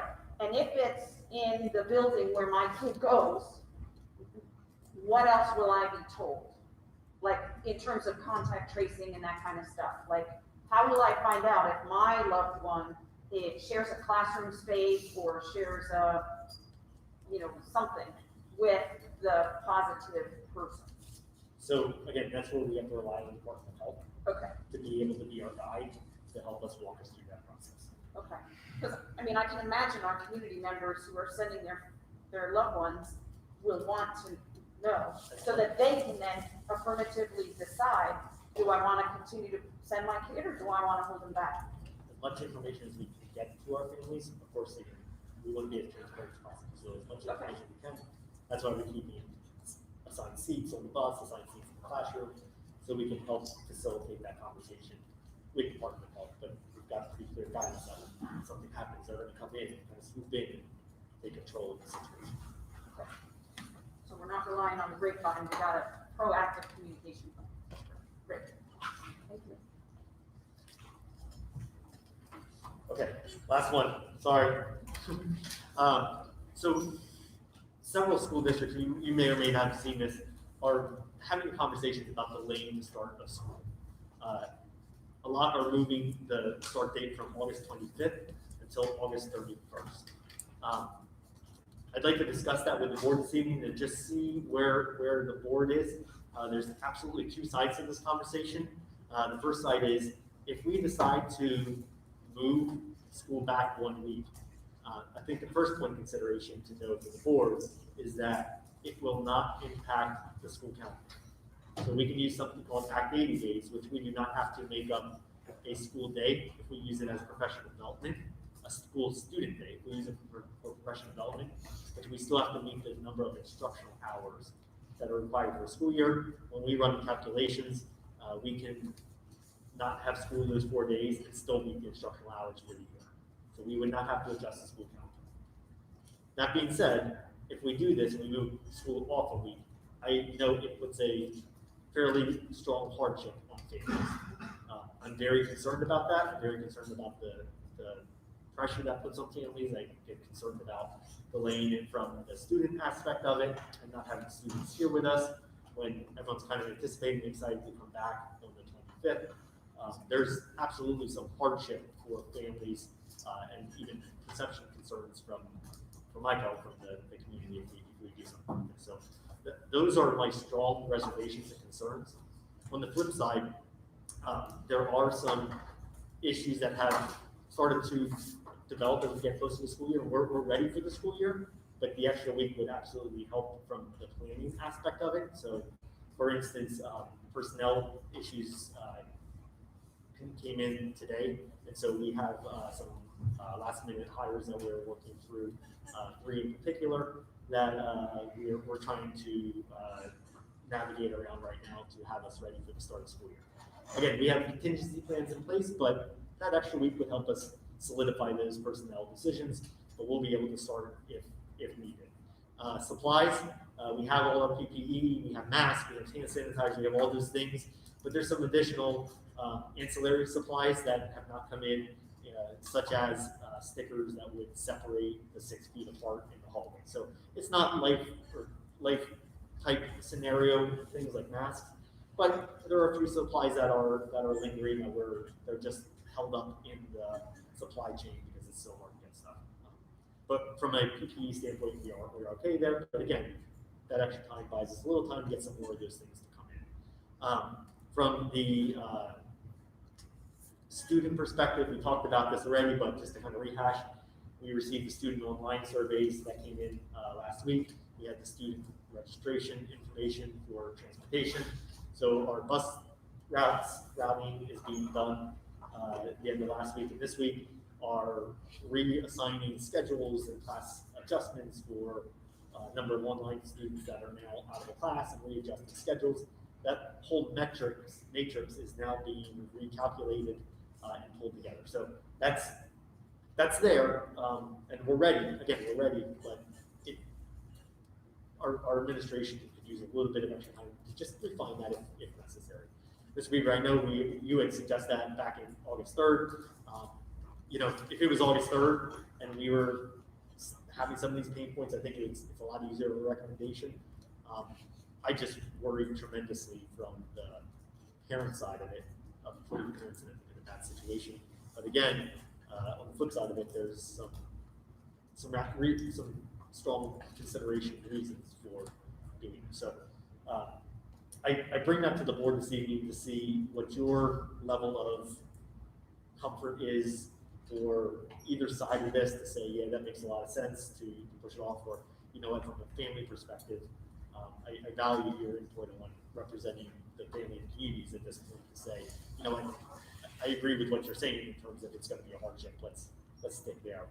And I'd just like to reiterate the point that either way we go, absolutely we can use more time. We can always use more time, but in this case, in particular, it'd be advantageous. On the flip side, we will be ready that first day of school. I will guarantee that we will be ready that first day of school if that's the direction we need to go. So please know that it's not one of those situations where we're making a decision based off of, taking a gamble if we're going to be ready or not. We'll make it work. So I open it up to the board for consideration. One thought I had is, since Pennsylvania just came down with these guidelines today, a week out of school, would that extra week not allow us to have a stronger point of contact with families? Because I am sure this week there's going to be further guidelines, and even more so the following week there are going to be guidelines that could completely flip everything we've just discussed on its head. So I guess my point was, that yes, I know the pieces of the puzzle missing here are things that are falling, but they're continuing to fall. So will that extra week, in my opinion, would give us extra touch points to our families and maybe more clarity to the things that we are missing or that the state is not currently prepared to share with us or know at this point. I appreciate that. Honestly, that's been one of the most frustrating things. Is we kind of have a plan. As soon as we have a plan, something else changes in that work.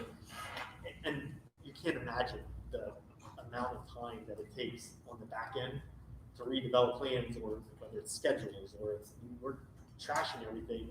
And the building administrators are here today, they tell you that we trash everything and start all over. And that has happened so many times this summer. And so I surely don't want our families to think that we weren't working all summer or we weren't prepared. It's just a matter of something happens and everything goes by the wayside and we have to pick up and start all over again. That's been absolutely one of the biggest challenges this summer for the team. Thank you, Ms. Wagner.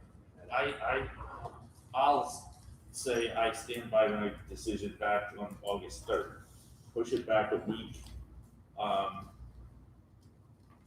I would say we're prepared from what you're telling us. You're pretty prepared, but not 100% ready, if that makes any sense, because of This is true. Well, we're not. But from what he's telling us, that there's some issues that need to be corrected over the next week. Not to mention, I don't think the teachers have yet gone through the new computer system that we are implementing. So that all gotta be done in the next 4 days. So that would buy them extra time to go over all of this stuff that is gonna be implemented possibly the following week. And with the new data coming out about masks, I'm imagining Carolyn Honage's phone is gonna be ringing off the hook tomorrow. Because I think there's gonna be more kids going virtual tomorrow because of the mask implementation.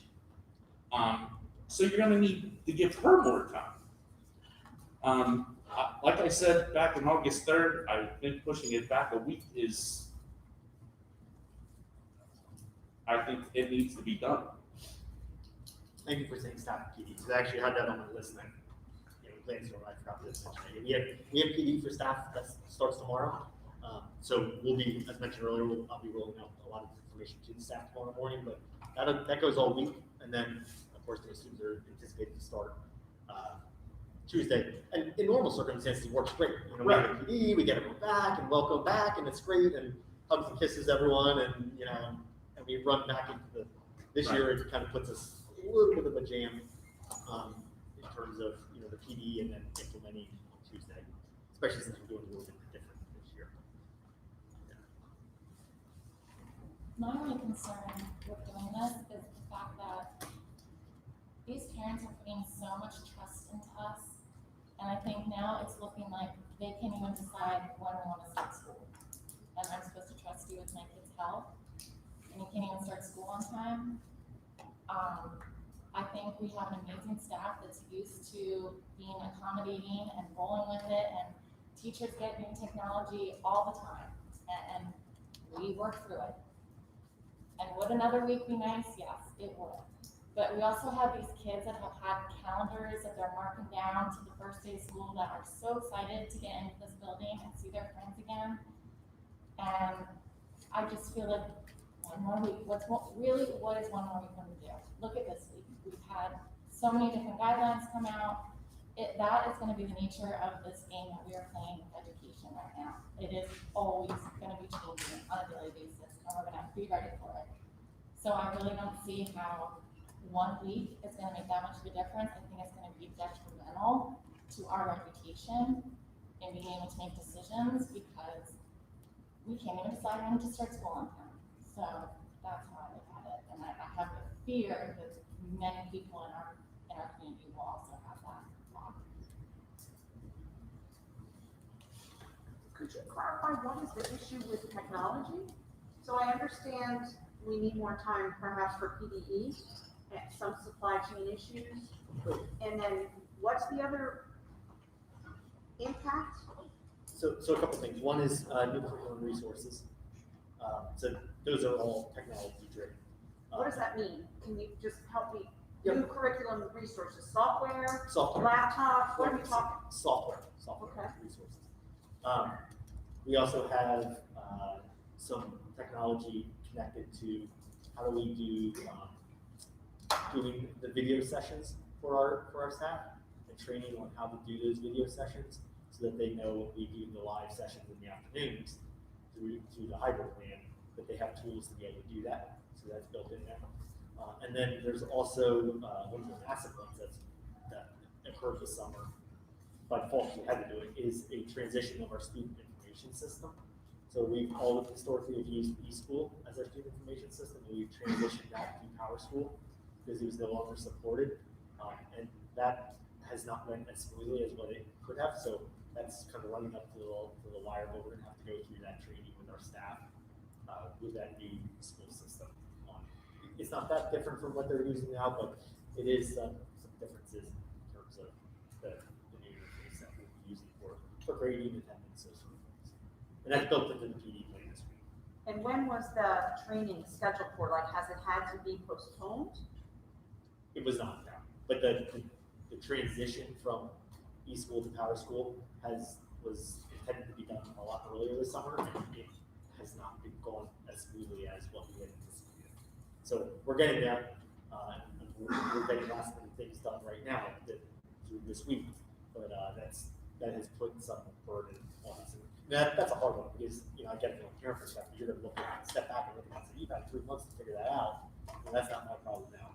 I completely appreciate your perspective. It's just, anyone that knows working with software companies, sometimes you're at the mercy of tech support, and your hands are completely tied in terms of being able to do anything further in moving the product along, because you don't have the resources to be able to do it. So that's kind of our challenge right now with that aspect of from a technology point of view.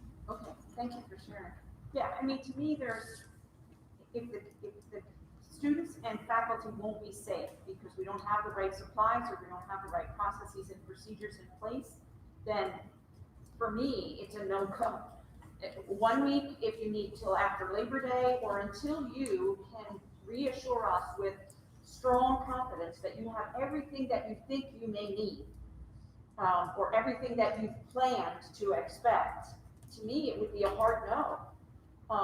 The technology piece I'm struggling with, like, okay, how do you run a school if you can't do grades? Well, okay, you could go to paper grades for a week or two, but if you don't have software, and we're gonna be operating more than 50% of the time virtually, if you don't have, good internet connection, or, whatever, there's certain things that it's gonna fail. And, Mrs. Walliser, to your point, in terms of we're putting a product, or making a product available, it's one thing to say, come and get it.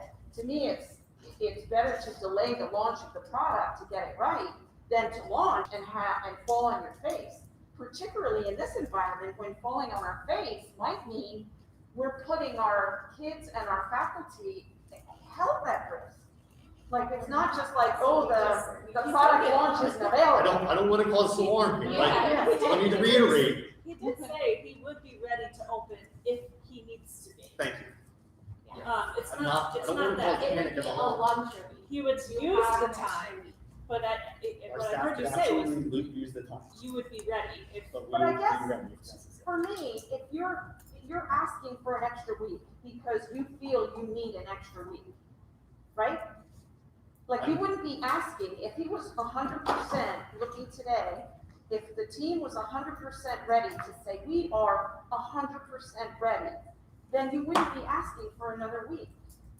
So it's not a criticism, it's not a failure on anyone's part, like, ooh, sorry, you've been busy managing through a pandemic, so the software technology transition didn't go smoothly.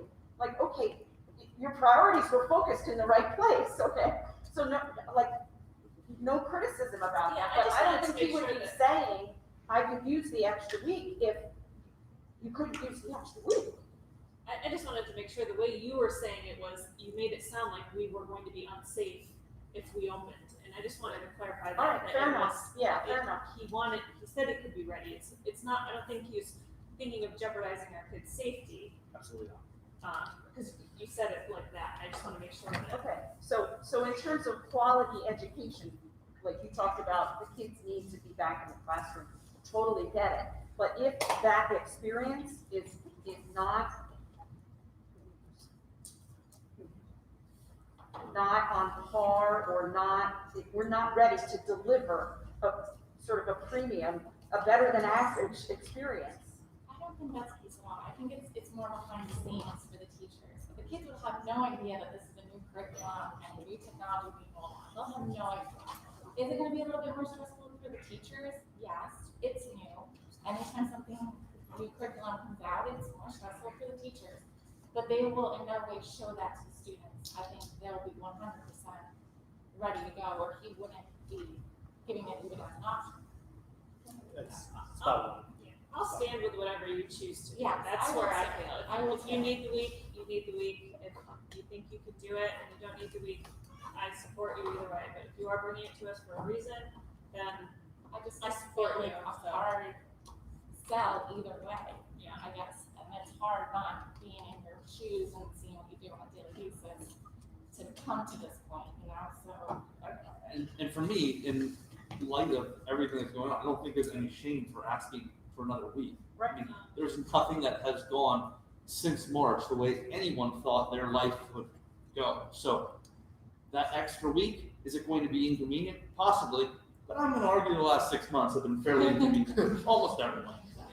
So I think there's no shame, and for me, I think adding touch points for parents with the student's assigned teacher through that week is going to be more beneficial for a successful transition into a hybrid model that no one in this district has experienced. Is going to be more beneficial than just saying, okay, let's jump right in both feet and hope for the best. That's not taking anything away from the planning that was done and the fantastic job that the administration was done. I'm just saying there's no shame in asking for another week in uncharted waters. That's my. And that's honestly why I think it's worth that. I tried to outline that at the beginning, sorry, Mr. Sheets. Go ahead. No, I mean, I just want to make sure that we just come back around. So it's been almost 2 hours, and we haven't talked about sports. So I'm just wondering that can't have a board meeting without talking about sports. So something that we had discussed on the phone today, or that we spoke about on the phone today, was there are certain sports that are going to kind of be really struggling to make it to their first game or their first match. If we delay a week, will those student athletes still be able to get in and do their stuff? Because from what I understand, and I wish Mr. Geist was here because he would be able to answer this question for us, probably pretty quickly. There need to be a certain number of practices before you're able to participate in a sporting event by PIAA or BCIA rules. If the kids lose that first week of school, they're actually not going to be able to. They might not be able to make that number. So how is that going to affect our field hockey or soccer or volleyball kids? So I apologize, I don't have all that information right here. It'd be great if Mr. Geist here. But my thought is, in a normal school year, we all love that right now. Yeah. In a normal school year, practices are permitted the week before school, typically the week before school starts. And so kids can come in, they do their practices, we don't have school in session yet, and those are all permitted by BCIA or PIAA, whatever you look at it. And so I would like it to be a similar thing. Not that that's a deal breaker. I mean, if we need an extra week, well, the sports kids are going to have to deal with it. But just so that we're making sure that we're covering all of our bases, because the last thing we want is the sports parents showing up in a month. Well, the reason I bring it to the board, like I said, if I can just pull this conversation back together, is I said earlier that we will be ready by Tuesday for our students coming to 25th. It is, in our use the word luxury, maybe a little bit more luxury, but it's one of those things where we can have, the time will absolutely be used well. I think Mr. Lighty makes a good point about touch points to families. We can ease that transition in a little bit smoother than Tuesday everyone comes in and kind of is like, okay, we're ready to go. We can make that touch point process a little bit easier with our staff connected to kids in that process. So, I needed to hear from the board what your thoughts were on this is a hard no, or this is something we are open to. Because if it's something you're open to, I would say let's take advantage of it. It will absolutely help our staff. If it's something that the board is not open to, or although the reason we talked about tonight, then I completely understand that. And again, we'll be ready and have a safe operation for the start school year. But it sounds like most people are open to that concept. You want a straw poll? Well, you said, you're getting a mixed message here, in my opinion, from what I'm hearing, like you said you were kind of 60, did you mention that? You were kind of, you have a feeling, I guess we're saying we're relying on you as an administrator, as a superintendent, based on what we're telling you, kind of make you feel where you want to go. You know better, you know the whole lay of the land better than we do. We're just coming into this hearing, certain aspects of what you're telling us, and but we're not seeing everything, and it would be beneficial maybe to allow you to make that the best decision. Yeah, but hearing where the board sits now, I would say let's make the recommendation and add that as a decision point tonight to move us from August 25th to the 31st, and buy that extra time to support our staff. staff getting prepared and our students all along the way. That's where, you know, I'm seeing kind of from the collective that most people are okay with that concept. And, you know, I still have concerns or reservations, I'm sure just as everyone else sitting at this table does tonight, of saying, yeah, what's the impact going to be to family and the perception? Like, yeah, absolutely, those things weigh heavily on me, absolutely. But if we can be comfortable with that, and Mr. Wagner, I think you made some key points there. If we can be comfortable with that, and we can use the time wisely to make a nice transition for our students, I think that makes a lot of sense.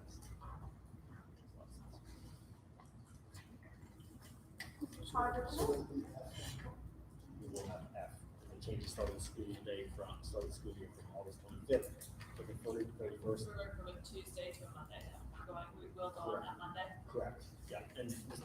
Pratt, I think we probably should add in, use the 25, 26, 27, 28, and that 80 days. And we're still, sorry, like, we're off that Friday, That's correct. and that doesn't, There will be no other calendar changes. yeah, it just with starting the kids getting 2 days versus 1 day for instruction with those splits. Correct. The one group will have only 1 day that week compared to in the current model, it'll be 2, 1 and 2, Well, no, and but then 2. we haven't had things like that happen when we have Fridays off, right? Yeah, but that's not always like that. It's more just This is a whole nother story, but I you know, know, it's we a get whole into snow nother- days and we're still hybrid snow disregard days. that I even. We actually don't even have to worry about snow days this year because we continue the operations in a virtual world this year, Well, which is that's- nice. So there you go. That's good. We get all spring break this year. It's a win-win. It's a win-win. Everything's working out, So really. just to be clear, by going to the 31st, correct, we are still seeing that by guidelines, we're getting the 990 hours of instruction in for our students. We Still will not not make any calendar adjustments to add days again. Okay. Yes. That is nice. May I ask a real quick question, countywide data? So, is there any Berks County school right now that's going full-time like green? Yes, There is, yes, okay. And then there's a batch like us that are going yellow. correct. And then there's also a batch that are being red remote for at least the first half of the year. That's right. Okay.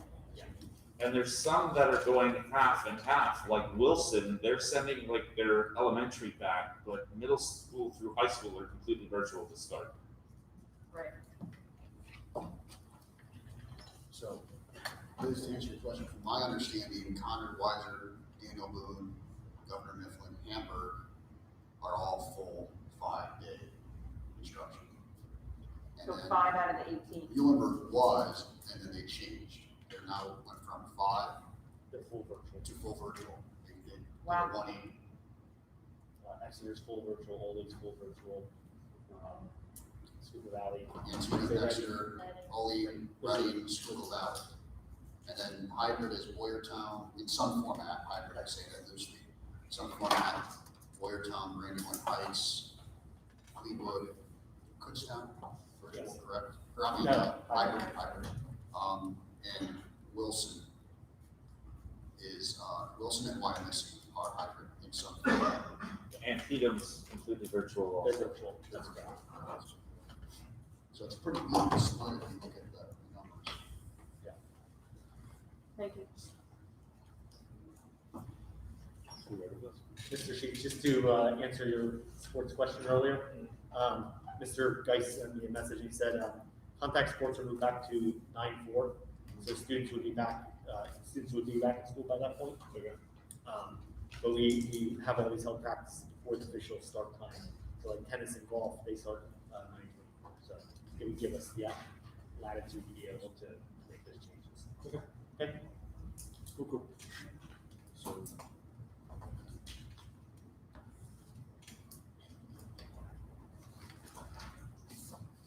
So are we voting on this or straw polling or what are we doing or we just? The motion right now is that you have A through D to vote on, E separate, and then F now separate as well too. Okay, So, and we have to go to public comment as well. we have reading reports to get through that. Okay. Well, and there's one other part of the plan, we talked about temperature checks. Has that been aired out in this forum as an addition to the health and safety plan? I had it included as the health and safety plan. Do you want to make adjustments to what I had proposed? Well, I think that was discussed in an exec session that wasn't presented in public. Oh, it's first one, public, Oh, still in what? public, yeah. Okay, okay. It was just a couple Yeah. Yeah. Sorry. So long. hours. Yes. I missed my birthday this month. December 14th.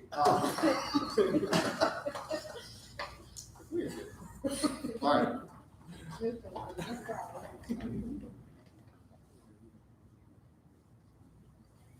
All right, let's move on to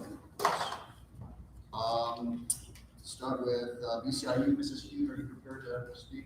Yeah, there's nothing, material to report, beyond what's already documented in, the electronic document. The next meeting of the BCIU board is this coming Thursday night, and that board will, be, being asked to support the health and safety plan that the BCIU has put together. And it just, that organization continues to help all 18 districts navigate through this, these challenging times. Thank you. Mr. Wagner, anything to report from BCTC? I'm going to turn my time over to Mr. Pottinger to give you the rundown of Yeah, just the the nuts and bolts of what they've decided. I touched upon BCTC in the transportation, but where BCTC is right now is they are planning to come back full virtual, or not full in person.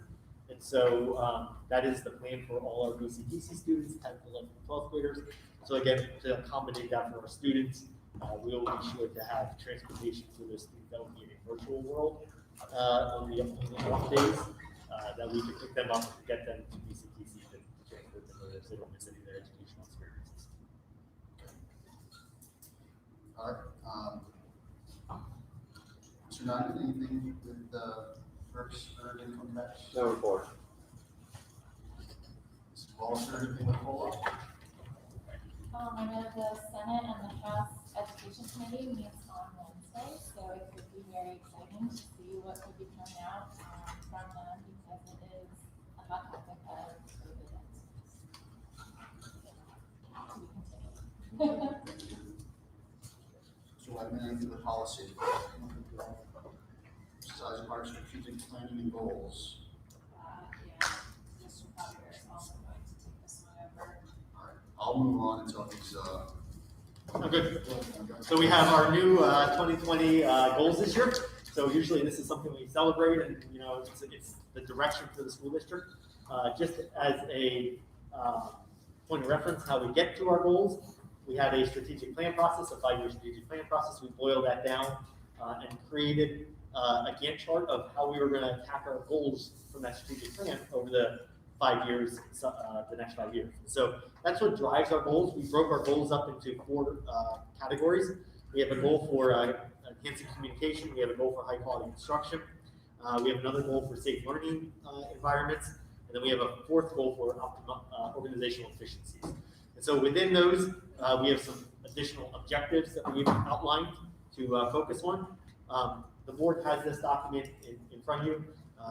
You know, a lot of the major things this year are very contingent upon where we are in the current COVID crisis. And so much of our energies have been put there. But to give a lot of credit to our staff, our administration, and our teachers who are still adjusting and still working on other key initiatives to help us move forward as a district. But obviously, we constantly are working to improve ourselves on the educational side, on the student side, on that kind of product side of education. So we have items in here. I think for the sake of time, I'll kind of leave it at that high level overview unless you would like to go into specifics. Are you okay with that, Mrs. Wall? Oh, yeah. Mrs. Hughes, negotiation compensation. Nothing to report. I'll do the building construction committee. We did not have a meeting, but I just wanted to give everyone an overview of where we stand right now. There's a summary there of how the elementary school addition project is going. I just want to overview that in theory, the ECI is our general contractor and doing a very nice job with oversight and quality. To date, they've demolished and have completed the hallway connection to the old gym, a new hallway to connect the lobby to the gym area, the foundations of the gym, 2 classrooms, 2 small group rooms, and a storage area. The first great wing have been constructed. Storage and electrical spaces across the hall from the office have been built and are beginning to be occupied. A new bathroom system is in the hallway, in the new hallway has been built. Plumbing run and painted. The floor and fixtures are being installed. The timeline is about a week behind schedule, but not in a bad way. The next phase will be to continue the construction of the walls of the spaces in the first grade wing and new gymnasium. That's all I have to report. Okay, we're going to ask for any public comment before we make any roll call votes. There are 2, your left, our right is a microphone. If you please would step up. When you do step up, please let us know your name and your address. And also, please understand per board policy, we're asking that each comment lasts no more than 5 minutes. We will, I will, if need be, extend some time to you if you feel like you have a good point to make, but please try to stick with the 5-minute time frame for board policy. So also please give yourself space, so if there's somebody up, just, get in line with maybe equal 6+ feet thing, trying to impose yourself. All right, anybody want to comment?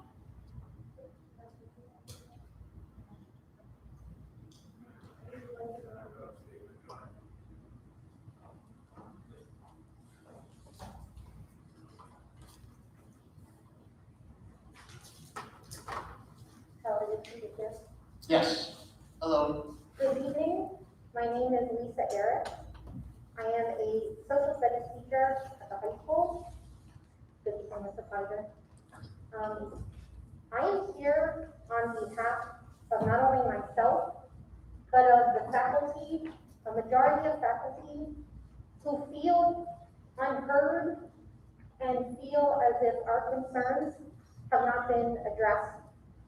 And prior to this meeting, I forwarded all of you an email that identified specific concerns. Hopefully everybody did receive that.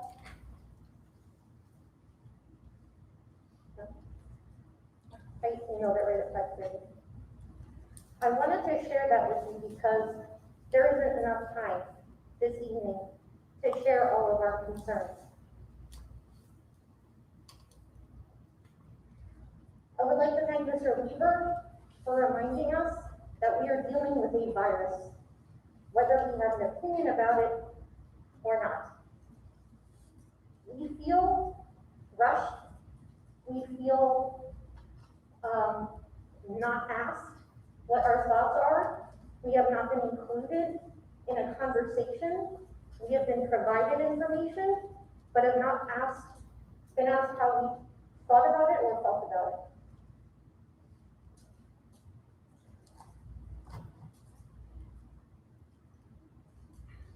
The process to open schools has not provided us with much time. For example, this Saturday morning, I was sent an email from Catherine Site letting me know that there are no virtual teaching positions available at the high school or the middle school level. We were floated a possibility of this as an opportunity for faculty who are fearful for our lives, for the lives and health of our loved ones. For example, our caregivers who are our parents, who take care of our children, who have cancer, who are going to be sitting with our kids while we come to work and possibly bring that virus back home and kill them. We have not been given a chance to thoroughly process the fact that there are no virtual teaching positions, even though, as Ms. Kuhn asked, there are 87 kids as of right now who are going virtual, and none of those kids will have their actual teachers. We who have been proven to be successful in the spring when we quickly adapted to virtual teaching. And we're flexible and we're gracious with our students who we care about. Those of you who know me, Mr. Sheets, Mrs. Kim, who have had your children, we love our students. We bend over backwards for those children. I have had weekend review sessions at Kutztown University for my AP US History students. We have fed those children breakfast. We provide them with lunch money. I have called those students who were not doing their work all spring at home to ask them if they're well. I was texting students who did nothing, fearful for their mental health. You need to understand that we are dedicated to your children because we care about them and their education. We do many things in the spirit of education for them. What you are asking us to do is to put our lives and our health on the line. For what? 20 minutes a day to teach what? Do you know what they're going to come to us with? They're going to come to us with the needs for socialization. They're going to come to us out of fearful for what is happening. How much of an educational experience that is meaningful are we going to be able to provide to them? When we could be live, synchronously teaching in a virtual platform, which we are capable of doing, we have proved that in the safety of a place where we don't have to worry about, my God, these kids are going to have to wear masks all the time. In a place where we can feel like we are going to not let those kids fall behind academically because we decided to give them 20 minutes here and 20 minutes there of what? I don't know how many of you have ever come into our classrooms and see what we do and the nature of our discourse. It would be a more meaningful experience for them to give them a safe environment where they will feel that they don't have to worry about catching a virus that might kill their parents or their grandparents, or God forbid, any one of them. Our lives and our health are hanging in the balance here. You are not making an educational decision. You are making a health decision.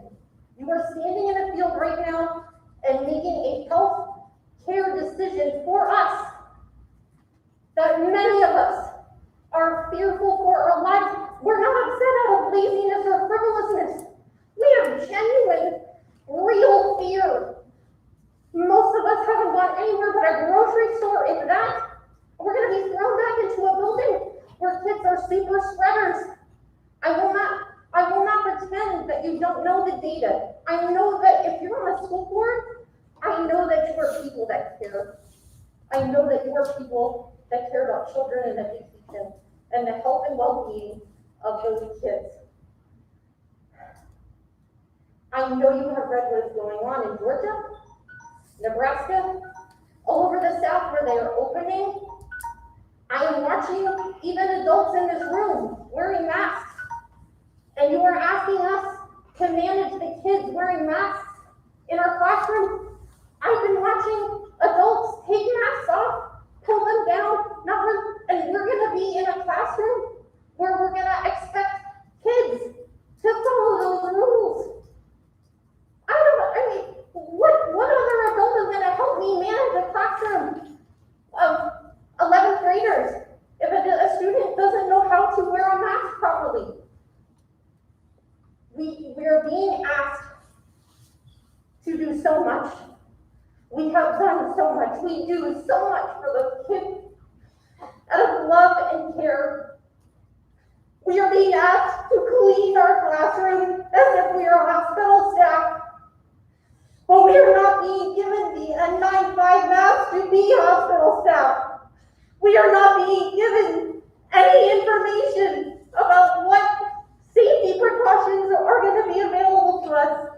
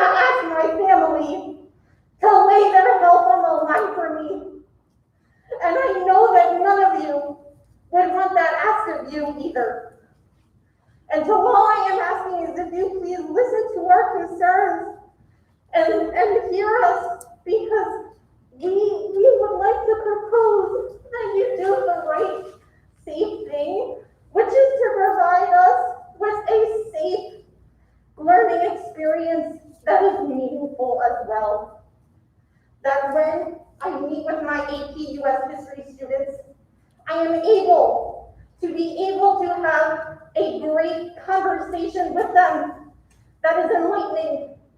And I'm not standing in front of them fearful every moment of being near them or getting close to them or asking them if they need help. That is not a learning environment conducive to learning. And if any of you come into our rooms, if you have before, you know that sometimes even on the best days, and it's sunny outside, and it's spring, and the hormones are out, it is hard to educate children. And now you're asking us to do this during a global pandemic, an unprecedented moment in our recent history, when we have the full capability to teach virtually. And we have proven to you that we can do it. We are asking that that praise not be in vain, and that you treat us with dignity, and that you validate our concerns by listening and making choices that are best for all of us.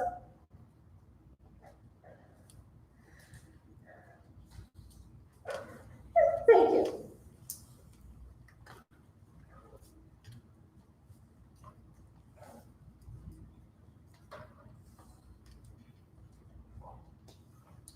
So, before we move on, Ms. Zareks, thank you very much for your comments.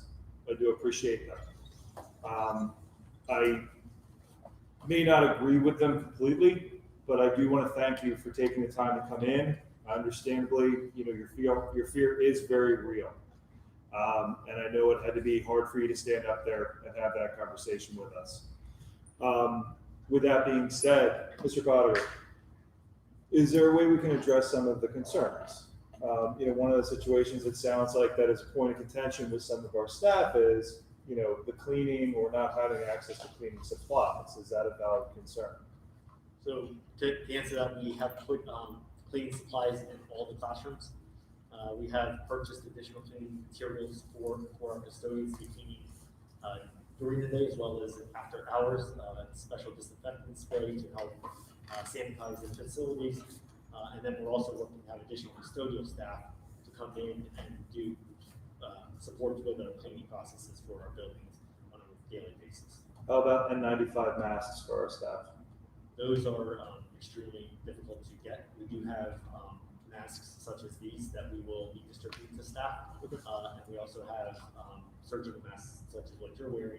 They're available to staff members. So with the N95 masks, maybe we can leverage our relationship with St. Luke's Bethlehem, St. Luke's Health Network. I was thinking of the facility that I go to. St. Luke's Health Network, and see if we could perhaps procure some of those masks, because I know that a lot of the healthcare facilities actually have a cleaning process for the N95 masks. So it's one of those things where our employees could wear them, keep them at school, and then kind of maybe on our Wednesday day or Friday or whatever, we could then coordinate to have those taken, cleaned, returned back to the building on Monday. That way our staff has access to a higher level of protection of masks. Not opposed, we can look into. I think the supply and demand is the major issue right now. A lot of those are going directly to the healthcare providers and the hospitals, and it's been limiting to try to get that supply within that 95 minutes. To be honest, it never hurts to ask. We can ask, absolutely. Yeah. But that's why we want to make sure we got masks such as these, the surgical masks and other safety precautions for our staff. And we also purchased a face shield for each staff member as well. And I can speak to N95 use even with COVID patients that I've seen, because I'm a healthcare provider. In my hospital, I can go into a room, I can interview that patient, even if they're COVID positive, as long as there's no aerosolized treatment going on in that room, and I'm 6 feet away with a phase 3 mask, which is not a PPE, or not an N95, similar to what you're wearing. They're telling me that I'm safe. I've been doing that for 5 months now, and I'm not COVID positive. So just to be fair, to understand that in the healthcare environment, yes, if you're in a COVID positive room with a patient within 6 feet of them, with an aerosolized treatment is being in that environment, then yes, you are wearing an N95. And as a frontline, EMS worker, I pretty much, there are situations where you do have to wear N95s. We do have access to N95s because of that reason, but for the most part, the vast majority of my calls for the last 3 months, I've been wearing a mask similar to this, or a cloth face mask with also no COVID, no COVID positivity. I do, like I said, I do understand, and unfortunately Miss Eric's left, but I do understand the fear that they're coming from. But the other side of the coin, though, also is, I'm not sure about everybody else at this table, but Mr. Tomasi and myself have been working through this entire situation. And it is a bit scary, but I think that there comes a certain time where you've signed up for a job, this is now part of the job, whether you're an 18-year-old kid working at a grocery store or you're a 45-year-old man working on an ambulance. The teachers, I think we need to do our best to make sure that the teachers feel comfortable and they feel safe. But we also need to continue moving forward with this plan. Thank you for entertaining me. Mr. Brandon, the people at home weren't able to hear your response on the cleaning supplies. Would you be able to say that again so they can hear it? Sure, yeah, I'm sorry. So the cleaning supply aspect of it, we have cleaning supplies in the classroom plates for the staff to use if they so wish to lay down the desk in between class changes. But we have those in all the rooms. We also have cleaning. We have a special disinfectant that we're going to be using that will be done in all the classrooms, all the spaces after school. That will happen. And then we also have the regular cleaning process that's going to happen that we would be normally doing. Knowing that there's a lot of burden put on our custodians right now, and I'm meeting with all our custodial staff and letting them know that they are the backbone of this plan. Cleanliness is key. We also are shifting staff to have additional support for those staff members and have additional staff members to help them with the cleaning process. So that way we can ensure that the most effective cleaning process is done. So between additional staff, between supplies in the classroom for our teachers, and disinfectants being sprayed by our custodial staff as well as regular cleaning process, I feel very confident in the plan of ensuring that we have a clean facility. And then one last point of consideration as I speak is during the day, we also have our daytime custodians wiping down all those common touch points that would be frequently used. Handrails, door handles, that sort of thing. So our daytime custodians are going to be doing that throughout the day to help ensure that those common touch points are disinfected as well. Yep, absolutely. Thank you. Just a little clarification on the N95s. First of all, they are very difficult to obtain. You're talking about $7 to $10 per mask. They can't be worn 2 days in a row. They need to be isolated for at least 72 hours. And like a brown paper bag is fine. And also, if you're using N95s, they are classified as a respirator. You need a fit test for every person wearing one. And it's only specific for that brand and mask. So you need somebody to come in that's registered to certify those fit tests. Which I'm sure the hospital has their own people that do it. Thank you, Dr. Carter. Phenomenal information. I appreciate that. Yeah, so I mean, if you're thinking N95s, you're going to be spending a lot on them.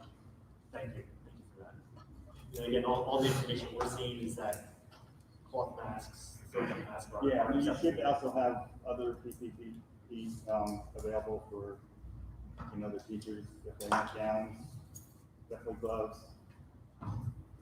Yeah, and we have. Yeah, if they're going to be wearing them, you need gloves.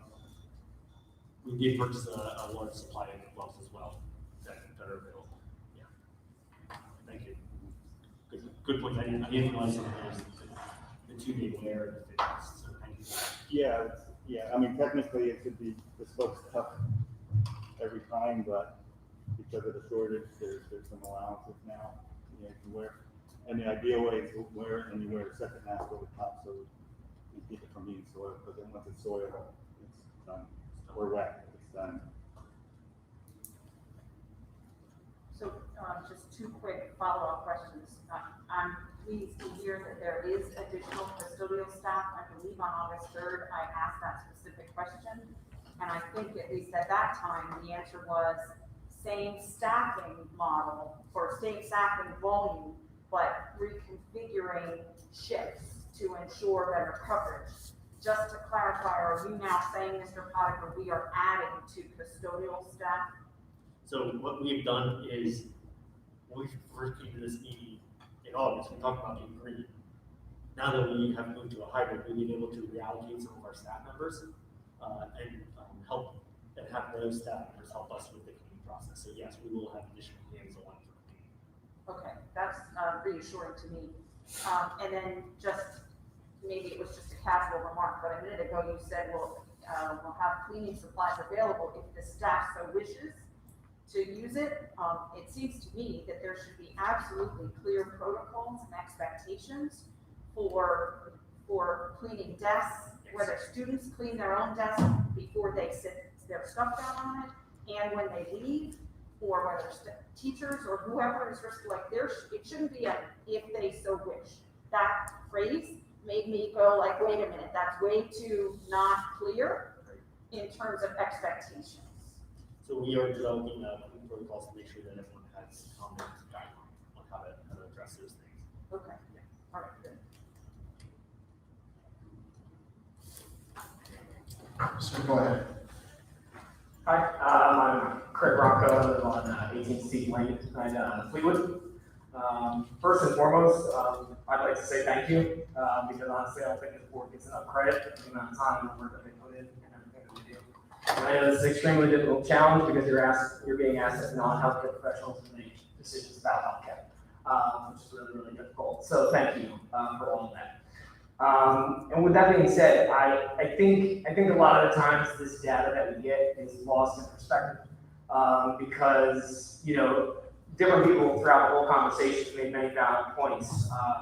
Mr. Sheets said, I believe, like he said, one outbreak will push us over 50. And then another comment by, said that, you know, why were we so quick to shut things down in March that we are now? Well, where we were in March and April are night and day, and where we are now in our knowledge base regarding COVID and how we handle and how we manage it. So it's a huge, huge difference compared to where we are now. For point of perspective, I am in the healthcare field, and I was at the epicenter in Berks County with their first outbreak, dealing with one of the largest casualty rates in nursing homes in all of Pennsylvania. So I lived through it for over a month and a half, 2 months, wearing full PPE night and day, the moment I walked in, the moment I walked out. So I'm very coming from a point of, I know the severity of the disease and what it can do. However, at the same time, I'm standing here as a parent, someone who knows the healthcare system and is strongly encouraging you to actually do the opposite of what everyone is saying and send people back to school. Because I feel, looking at all the data that I've reviewed and months of research and study on the topic, is that we can safely do this in our community. It's not a large community, we're very spread out. If you look at Berks County as a whole, it's very different than our regional data, which was pointed out very eloquently here. And I think if we use 50 as a benchmark with a strong cutoff to red, that sets us ultimately up for failure. Because I guarantee once you start, regardless of what happens in your safety measures, once you start to introduce a populace back into an area which they weren't before, AKA kids going back to school, we will have increase in rates. We will. We will. It doesn't matter if they're asymptomatic, it doesn't matter if they're in the hospital, it doesn't matter if the severity of the disease, we 100% will. Because what are you going to do with those kids that have a fever? The first kid that comes with a fever, that they're going to get tested, whether or not that this, that, and then their brother and their uncle and everyone and all the trees contacting. And the people that are in healthcare know how this works. Like, we will be over 50 in a heartbeat, even if it was the flu, and we did this, just by basic epidemiology. And if you look at the science and not take out the emotional, political component of this, I think it's very safe to do, and we can do it. And we're also looking at, I feel, my own personal opinion is from a bias and a poor risk management standpoint. Let's say, for example, say we have 140 seniors in a class that can drive. Statistically speaking, through the National Council of Safety, one of those 440 seniors are going to die in a car accident. However, only 8 in 100,000 cases of COVID in children result in hospitalization. Just a hospitalization. Less than 1 in 100,000 across the nation have passed away. Now, I'm not trying to prove the statistics wrong and put our kids in danger. However, I'm asking us as a board and as a community to look at the science behind it. And then also, if we're going to sit here and talk about community, we all know that a large portion of our community sits below the poverty line. And now we're asking parents to virtually teach our kids and make a decision to go into school, to go into work and put food on the table, to staying home and virtually teaching their kids. Or they're making a choice to leave their 10-year-old at home while they go to school. And as dramatic as this sounds, we're okay if that 10-year-old has an accident in their home, say eating a snack that he normally does, and something terrible happens to him, but we're not okay if it happens in our school. Why are we okay if it happens in our community based on what happens on the school, based on the decision we have to make? So, I think these are all really, and I don't sit on the right side, and I don't sit on the left side of the extremes. I just try as a healthcare professional, as a father, to look at the science and what I feel safe. I have 3 kids in this school district with 1 on the way, and I feel very confident in our staff and in our school board that we can do this, and we can safely send our kids back to school. And I really love the hybrid, because I think it gives us a stepping stone. It allows people who can safely do it. And it's not just a blanket. It's not just a red light, green light. And if I think if we keep it at that 50 and we hit 51 and shut it down, we will be virtual in 2 weeks. I think we really need to understand what that means and really take. And another point that was brought up, that the numbers change all the time because it's a fluid process. We didn't know about the 100 last week because it changed, and it's going to change continuously. So if we narrow the window, we're never going to be able to adapt from a scientific standpoint on the safety of how we measure things. So I think these are all really, really, really important things to consider from all angles: health, school, education, socioeconomic, the well-being of our kids at home when parents aren't there. It's not cut and dry, and I don't envy the position that you're sitting in. But I guess my plug and my feeling would be to let's try it, let's give it a whirl, and let's make sure we do it safely. And I 100% agree with the people that said if we get 2 or 3 cases in our schools, literally in our schools, that's a completely different story. But, if Reading Hospital has a spike in cases and we shut down, even though we're 30, 40 minutes away and no one works for Reading Hospital. And then again, regionally, if you look at, I know I'm close on time, if you look at regional data at our 2 largest hospital systems that we sandwich in here, Lehigh Valley sends out, Mr. Tossi, you know this, Lehigh Valley sends out reports all the time, and since April and May, their numbers have steadily drawn out and flattened. And the same thing with Reading Hospital. I don't have their numbers, but I work out in Reading, and I speak to ER docs and their internal medicine doctors, and they are seeing less and less cases of severity. That's where you have to understand some epidemiology. With all this screening, we are going to have higher cases, higher incidence, higher prevalence. But if you look at the mortality rate in Berks County, not the United States, it's plateaued, which makes sense because you're finding more and more people with the disease, but the same amount of people are dying. So that's plateauing, but our incidence rate is climbing. So if you look at the numbers and you look at it from that standpoint, it's something really, really strongly to consider, to not have a strong cut and look at our regional, and I know we don't live in a bubble, and I know we travel, and I know we can bring it in and we can bring it out, but that's everywhere. So just thank you for listening, thank you for taking the time, and again, I have much respect. So thank you. Thank you, Mr. Rocco.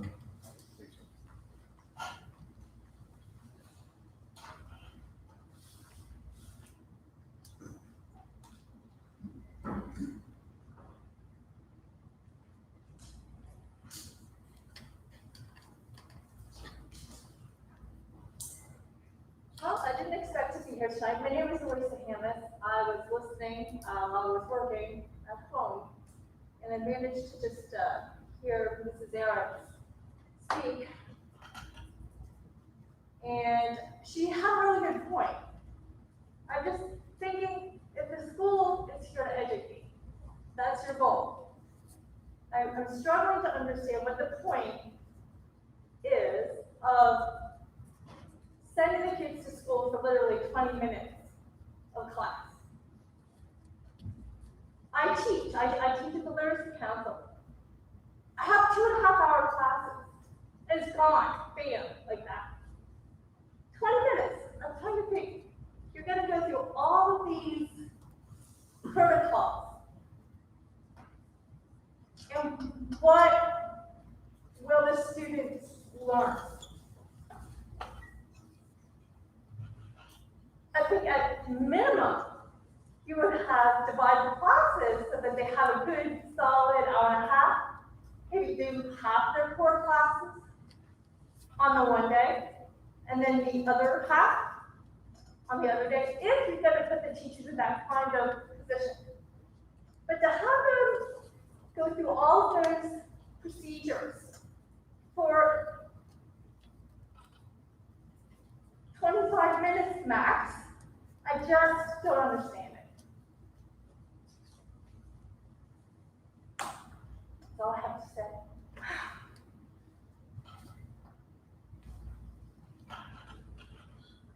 So if I could just clarify, Mrs. Amos, thank you for bringing the point up.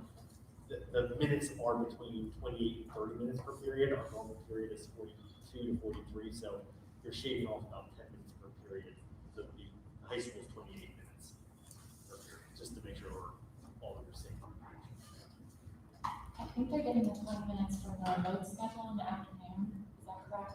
That could be, I think that's- it's 15 minutes in the afternoon. Yeah, I think that's what that's. Can I ask a quick follow-up question as it relates to the high school in particular? And I was intrigued when I asked the question about what are the schools in the county doing and where did everybody land? It's almost like a third, or close to it.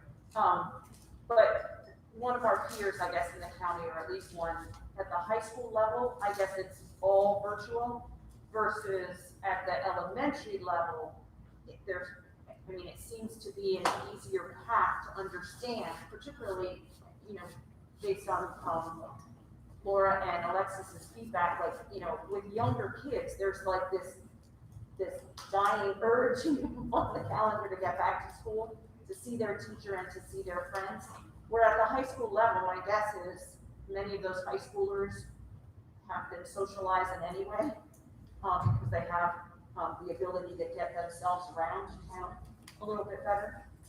Was there a thought put into, was that ever an option that you guys considered in your planning to say high school virtual, younger grades in class more? It wasn't a consideration, we evaluated that, but for me, I felt it was important that we had the same experience for our high school students as we did for the elementary students from an academic standpoint. I think it's important that we get our students into school.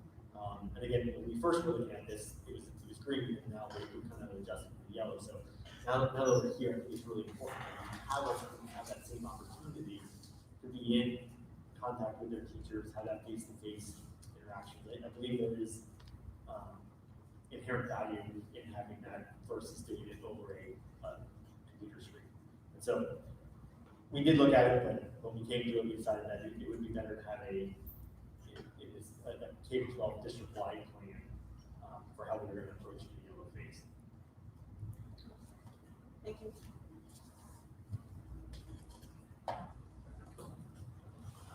Any more comments?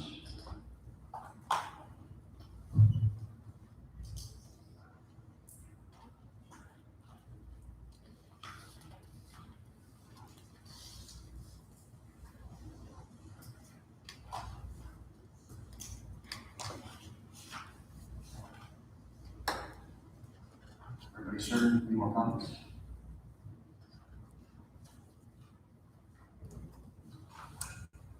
Okay.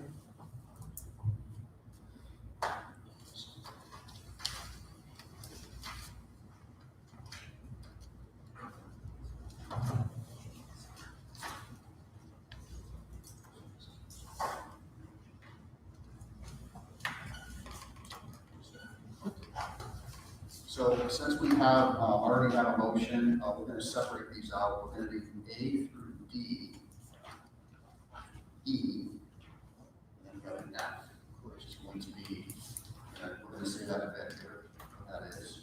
So we already have a motion to go on with A through D. So I'm gonna do a roll call through letters A through D.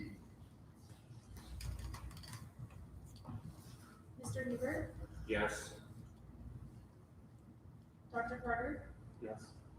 Mrs. Eisenhart? Yes. Mrs. Henry? Yes. Mrs. Hume? Yes? Mr. Sheets? Yes. Mr. Wagman? Yes. Mrs. Walter? Yes. Mr. Twasi? Yes. 9 yeas, motion passes.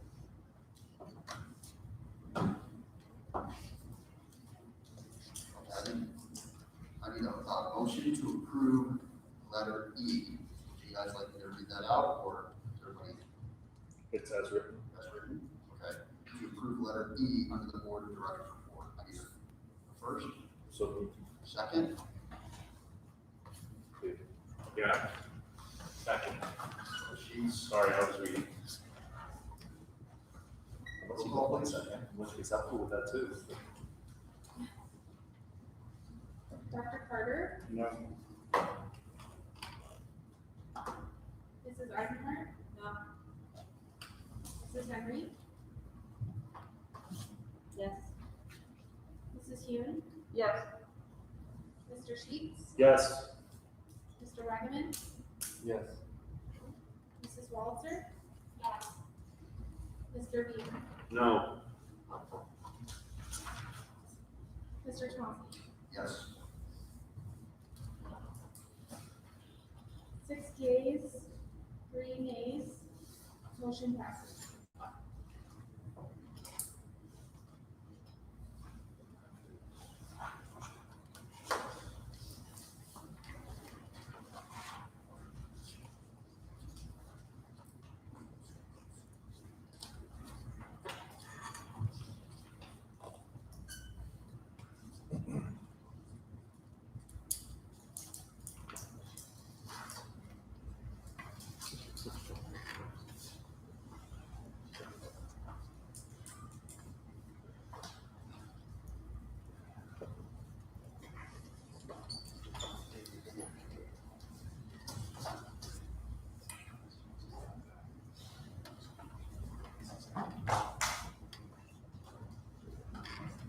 Okay, I need a motion to approve letter F, which I'm gonna read to you now.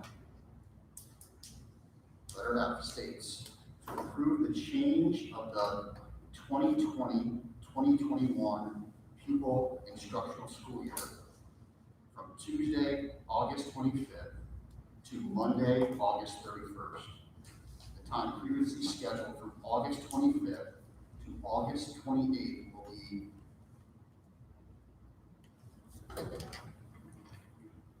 utilized as at 80 days. So moved. Second. There we go. Is it Act 80? Yes. At 80 days. So Sheets, Beaver first, Beaver and Sheets.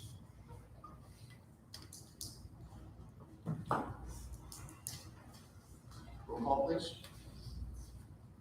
Mrs. Eisenhart? Yes. Mrs. Henry? Yes. Mrs. Hume? Yes. Mr. Sheets? Yes. Mr. Wagman? Yes. Mrs. Walter? Yes. Mr. Beaver? Yes. Dr. Carter? Yes.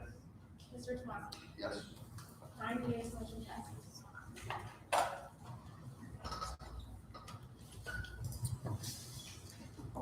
Okay, moving on to Roman number 2, business and operations report, and a motion to approve the items under business operations. So moved. Second.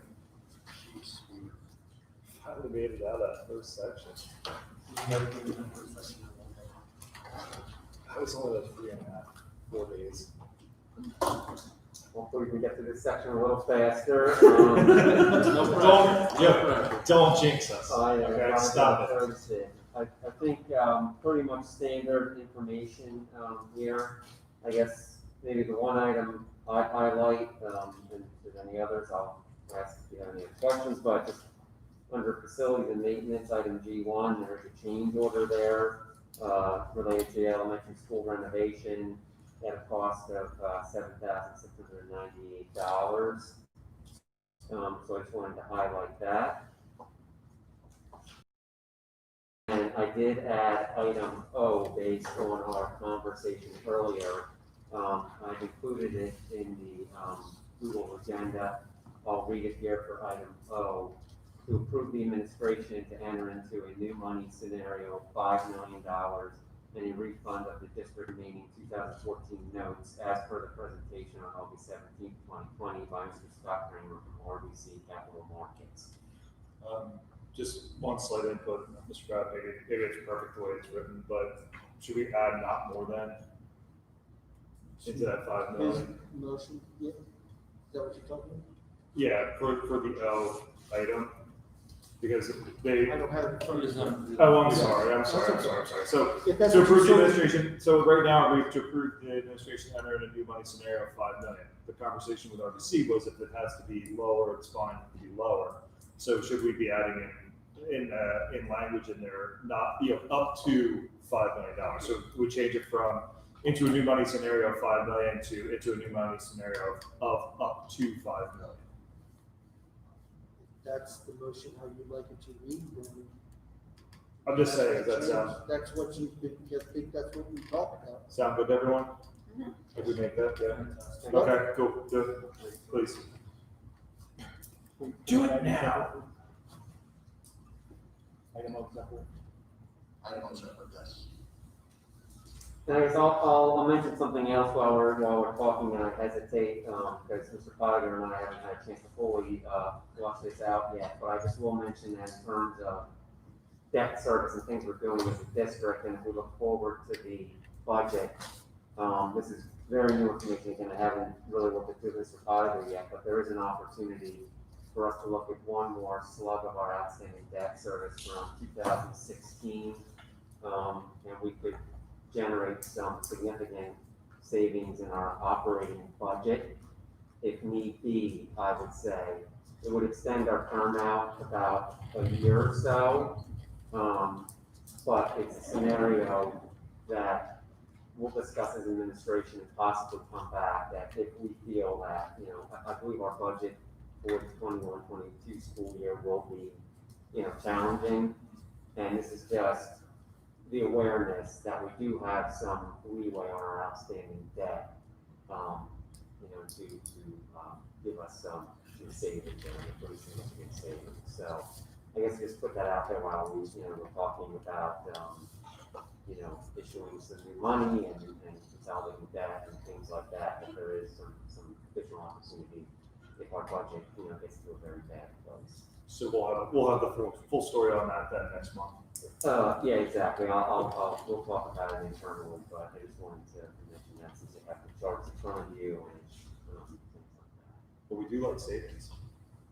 Yeah. Mr. We just conferred a little bit, and based off of the way the motion is read, I think it gives us a little latitude to explore that, and then be able to bring those possibilities back to the board. Okay. As we go through the process here. Okay. If I can make one other, was there anything else, Mr. Nyman, you were? That's all I have, unless there's any other. If I can make one other point, it's under E5, to approve an agreement with Holy Valley School District for a student to participate in agricultural engineering CTC program for the 2020-21 school year. This is a unique approval. I would like to point out that our student is here this evening, and I appreciate you staying this evening. This is a big time in their life. It's a good opportunity for the student to be able to embark on an agricultural engineering and partner with Oli to do their FFA program and the agricultural studies. And so it's a great opportunity for the student to be able to do this. So I just wanted to point that out and just applaud the student for coming this evening in a tie, being very professional. I'm sure he'd love to put that on. But just thank them for recognizing that they're this evening. Mr. Fiber, I'm so glad you brought that up because I noticed that it was like a new opportunity. And again, we hadn't heard about it previously. So congratulations for being our first, and maybe there'll be more in the future. How was the opportunity that this exists, made available information-wise to the rest of our student population. So this is something the student had expressed interest in? I figured that you probably came to us and said, could I do this? But if the answer is yes, then shouldn't we open it up to this gentleman's peers? So the way the CTC programs work is that you partner with, we have a county CTC, which is the BCTC, and they have a program. If they have programming outside of what the school district offers or what BCTC offers, and another school district offers that, and then the student is inclined to, it's usually agriculture, that's then they can express interest. They usually express interest to their counselor, the guidance counselors, and then our guidance counselors help to facilitate that process. And we've done this several times in the past with Kutztown, where we facilitated having students go to Kutztown for their, whether that's new fund program or some other agricultural program. That's happened several times in the past. This one's a little bit more unique. We haven't partnered with Oli in the past, but it has not presented itself, and so we were able to support this student. Yeah, but again, fabulous. I mean, 100%, 110% support.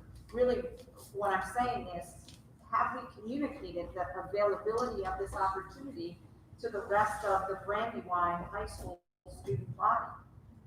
Because maybe there's other folks like this gentleman who might not have the same charisma and confidence to ask.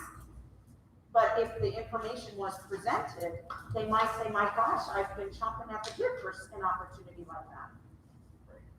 Point taken. Thank you.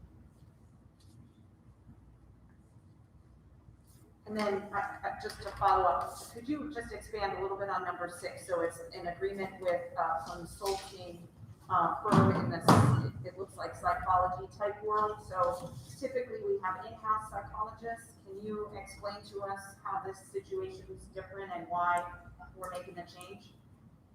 Yeah, a little bit of personnel, but I can kind of avoid most of it. So we had a partnership with a previous third-party contractor for our psychologist services, and that individual wasn't able to continue services for this school year, so we're partnering with a different agency to support that.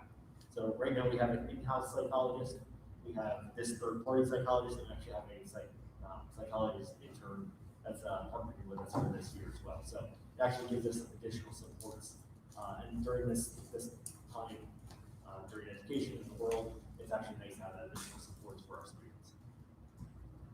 So we have 3 psychologists, one on staff, one third party, and then one intern that will be working with our teacher. So this position in number 6 that you're talking about, is that primarily for the high school or which building? Where does it go across? We look at it across. Okay.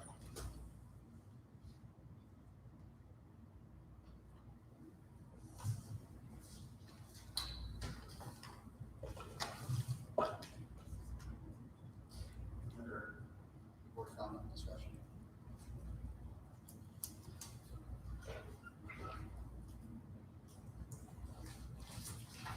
Any public comments?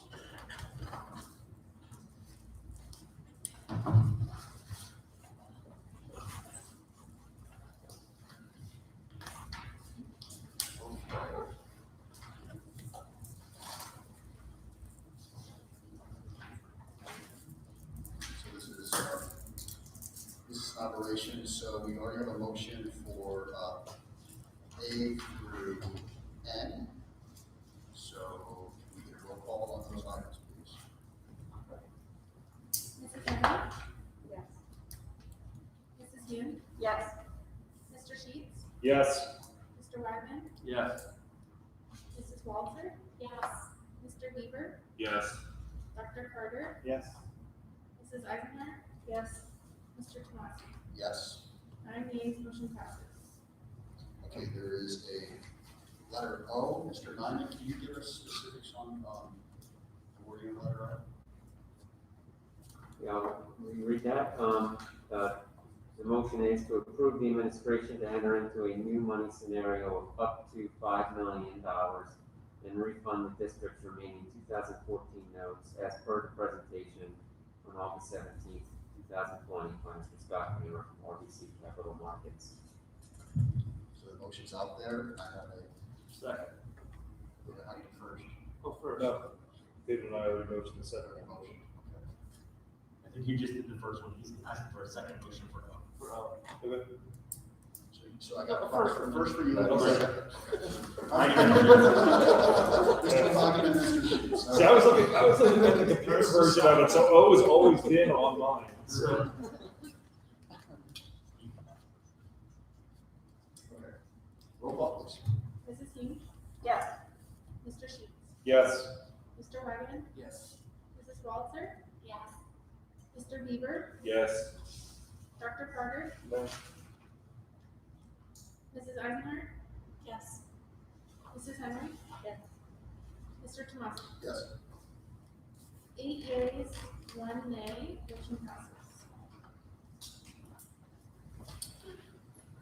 Moving to Roman number 3, superintendent's report, and a motion to approve the items of the superintendent's report. So moved. Sheets. Bieber. Item A is the student handbooks for the year, so we asked the board to evaluate and approve the student handbooks to make those official. We have a new district employee handbook, that's Superintendent B. A lot of work was put into that in the summer to consolidate into one unified district handbook, and so we're excited to be presenting that this evening. We have the dual enrollment report from approved dual enrollment agreements to RAC University. To approve the new AP computer science curriculum. That is a new course that we're going to be doing this year. And so as we continue to build that computer science program, we're excited to be able to offer that program for our students this year. And then finally, we have one student that was able to attain his appropriate requirements for graduation. So we will be asking you to approve the diploma for additional student for the 2020 graduation year.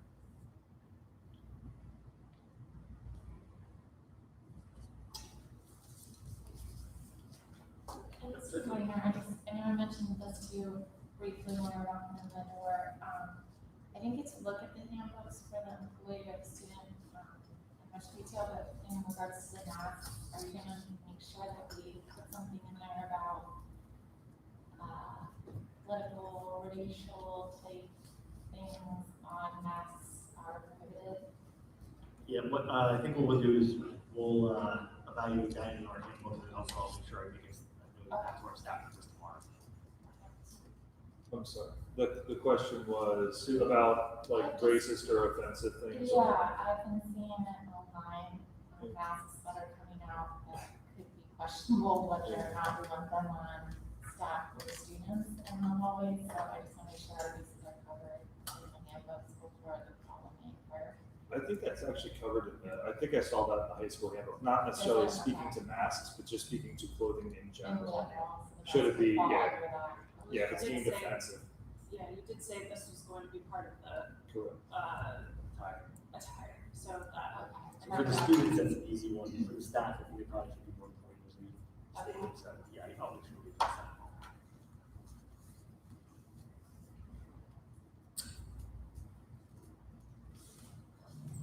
One more discussion.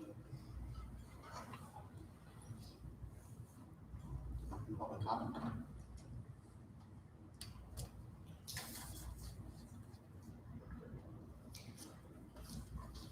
Roll call, please. Mr. Sheets, Yes. Mr. Wagner, Yes. Mrs. Walter, Yes. Mr. Weaver, Yes. Dr. Carter, Yes. Mrs. Eisenhart. Yes. Mrs. Henry, Yes. Mrs. Hughes, Yes. Mr. Tomasi. Yes. 9 yeas, motion passes.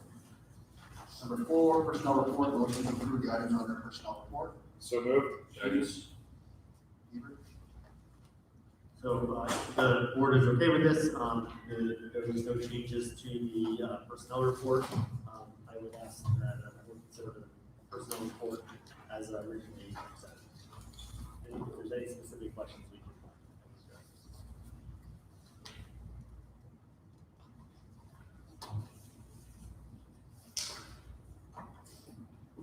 So, just a quick question on number 4, the co-curricular section. So again, I don't have access to the attachment personnel C4A, so I apologize if this is an obvious question, but at the last board meeting on August 3rd, there was discussion about clubs, and I believe the administration's position at that time was that no clubs, at the middle school or high school would be activated, in the yellow phase, at least for the time being. So under 4A, co-curricular advisors, can you just help me know what's included there? So we decided not to do in-person clubs, but some of the guidance I heard in discussions was, let's see if we can activate the opportunities for students with more of a remote virtual. So we're going to look to still have those, but do it in a little bit of a different opportunity lens. So whether it's National Honor Society or some other club that is a paid club advisor, that we can still try to afford the students the best opportunity as possible. Okay, so that's a change in position from the August 3rd, kind of position. We still don't have in-person clubs. Right, understood, but the edict 2 weeks ago was, we're not doing clubs for now.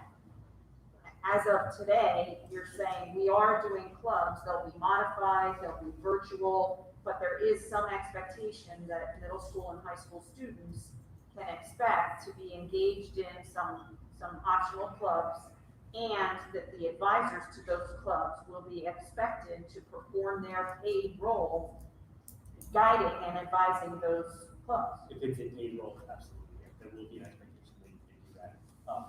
It's going to be a little bit fluid, honestly, as we start the school year, just to make sure that we get things going smoothly, and then we pick this piece up of it. If it's not attainable to build up, or you can look at this piece of it, but we want to at least pave the way to allow it to happen as possible. Okay, thank you.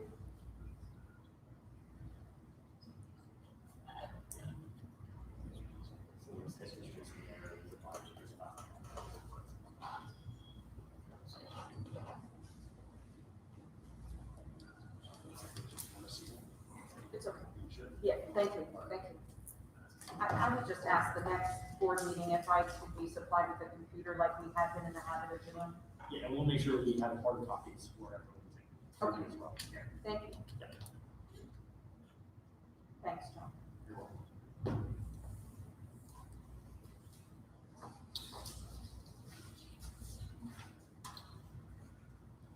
Roll call, please. Mr. Redmond, Yes. Mrs. Walter? Yes. Mr. Bieber, Yes. Dr. Carter, Yes. Mrs. Eisenhardt, Yes. Mrs. Henry? Yes. Mrs. Hannah? Yes. Mr. Sheets? Yes. Mr. Tomas? Yes. 9 yeas, motion passes.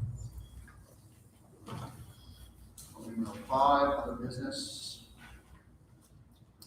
Any further public comment?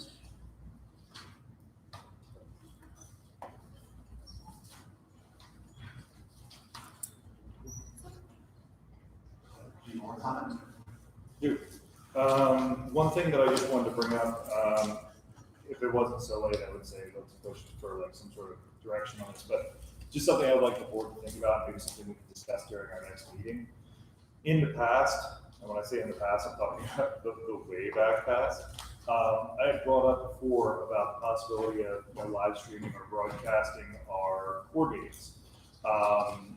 COVID has kind of created us a very interesting opportunity where between Google Meets, Zoom meetings, and now doing live broadcasts of our meetings, we've kind of fallen into that habit. What I would like to do is I would like to codify that at some point in the next couple months and continue the live streaming of the meetings and possibly figure out some way that we could work to have the programs at the high school that work with broadcasting and work with multimedia, have them become involved with it as well. So that way we can make it part of the course. I do understand that there will be a cost associated with it because this is education and there's a cost associated with everything. However, with that being said, if we could pay our kids a couple of bucks an hour to come out and give them some real world experience of actually running a live stream and coordinating sound and video and that sort of stuff, and utilize resources that we already have through the VBN stuff, I think it would be a wonderful opportunity for our students. And I also think it would give the community a better avenue to see us in our meetings. I really believe that since COVID started, we've been reaching a much larger audience. We have more informed populace in our area, and I think that's a great thing. So I appreciate everybody entertaining my ramble there for a second, but like I said, let's maybe think about doing this as like an agenda item, the next month or two. Would it, I agree, by the way, would it be perhaps a policy change maybe? So I don't know if it could go in the purview of the policy committee or in that domain, but I agree.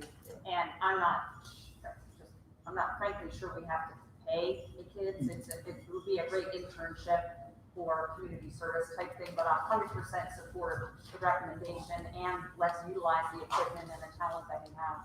Awesome. Very good.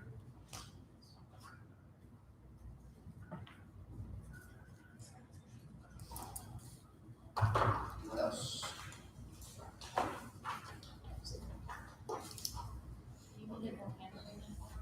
Yes.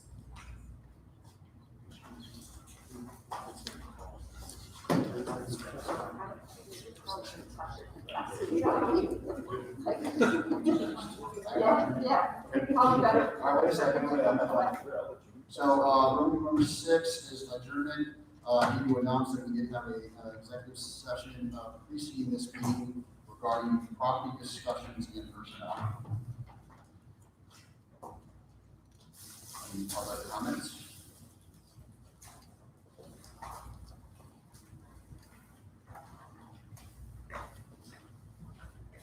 Not, any further more discussion?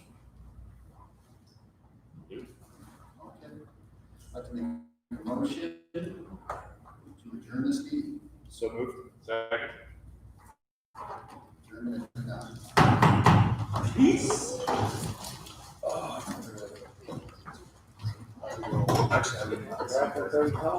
Oh, whatever. No, we started, next we started plastic practice. For what? So. So you don't have enough on your plate. Just need more thing to do. That was fun.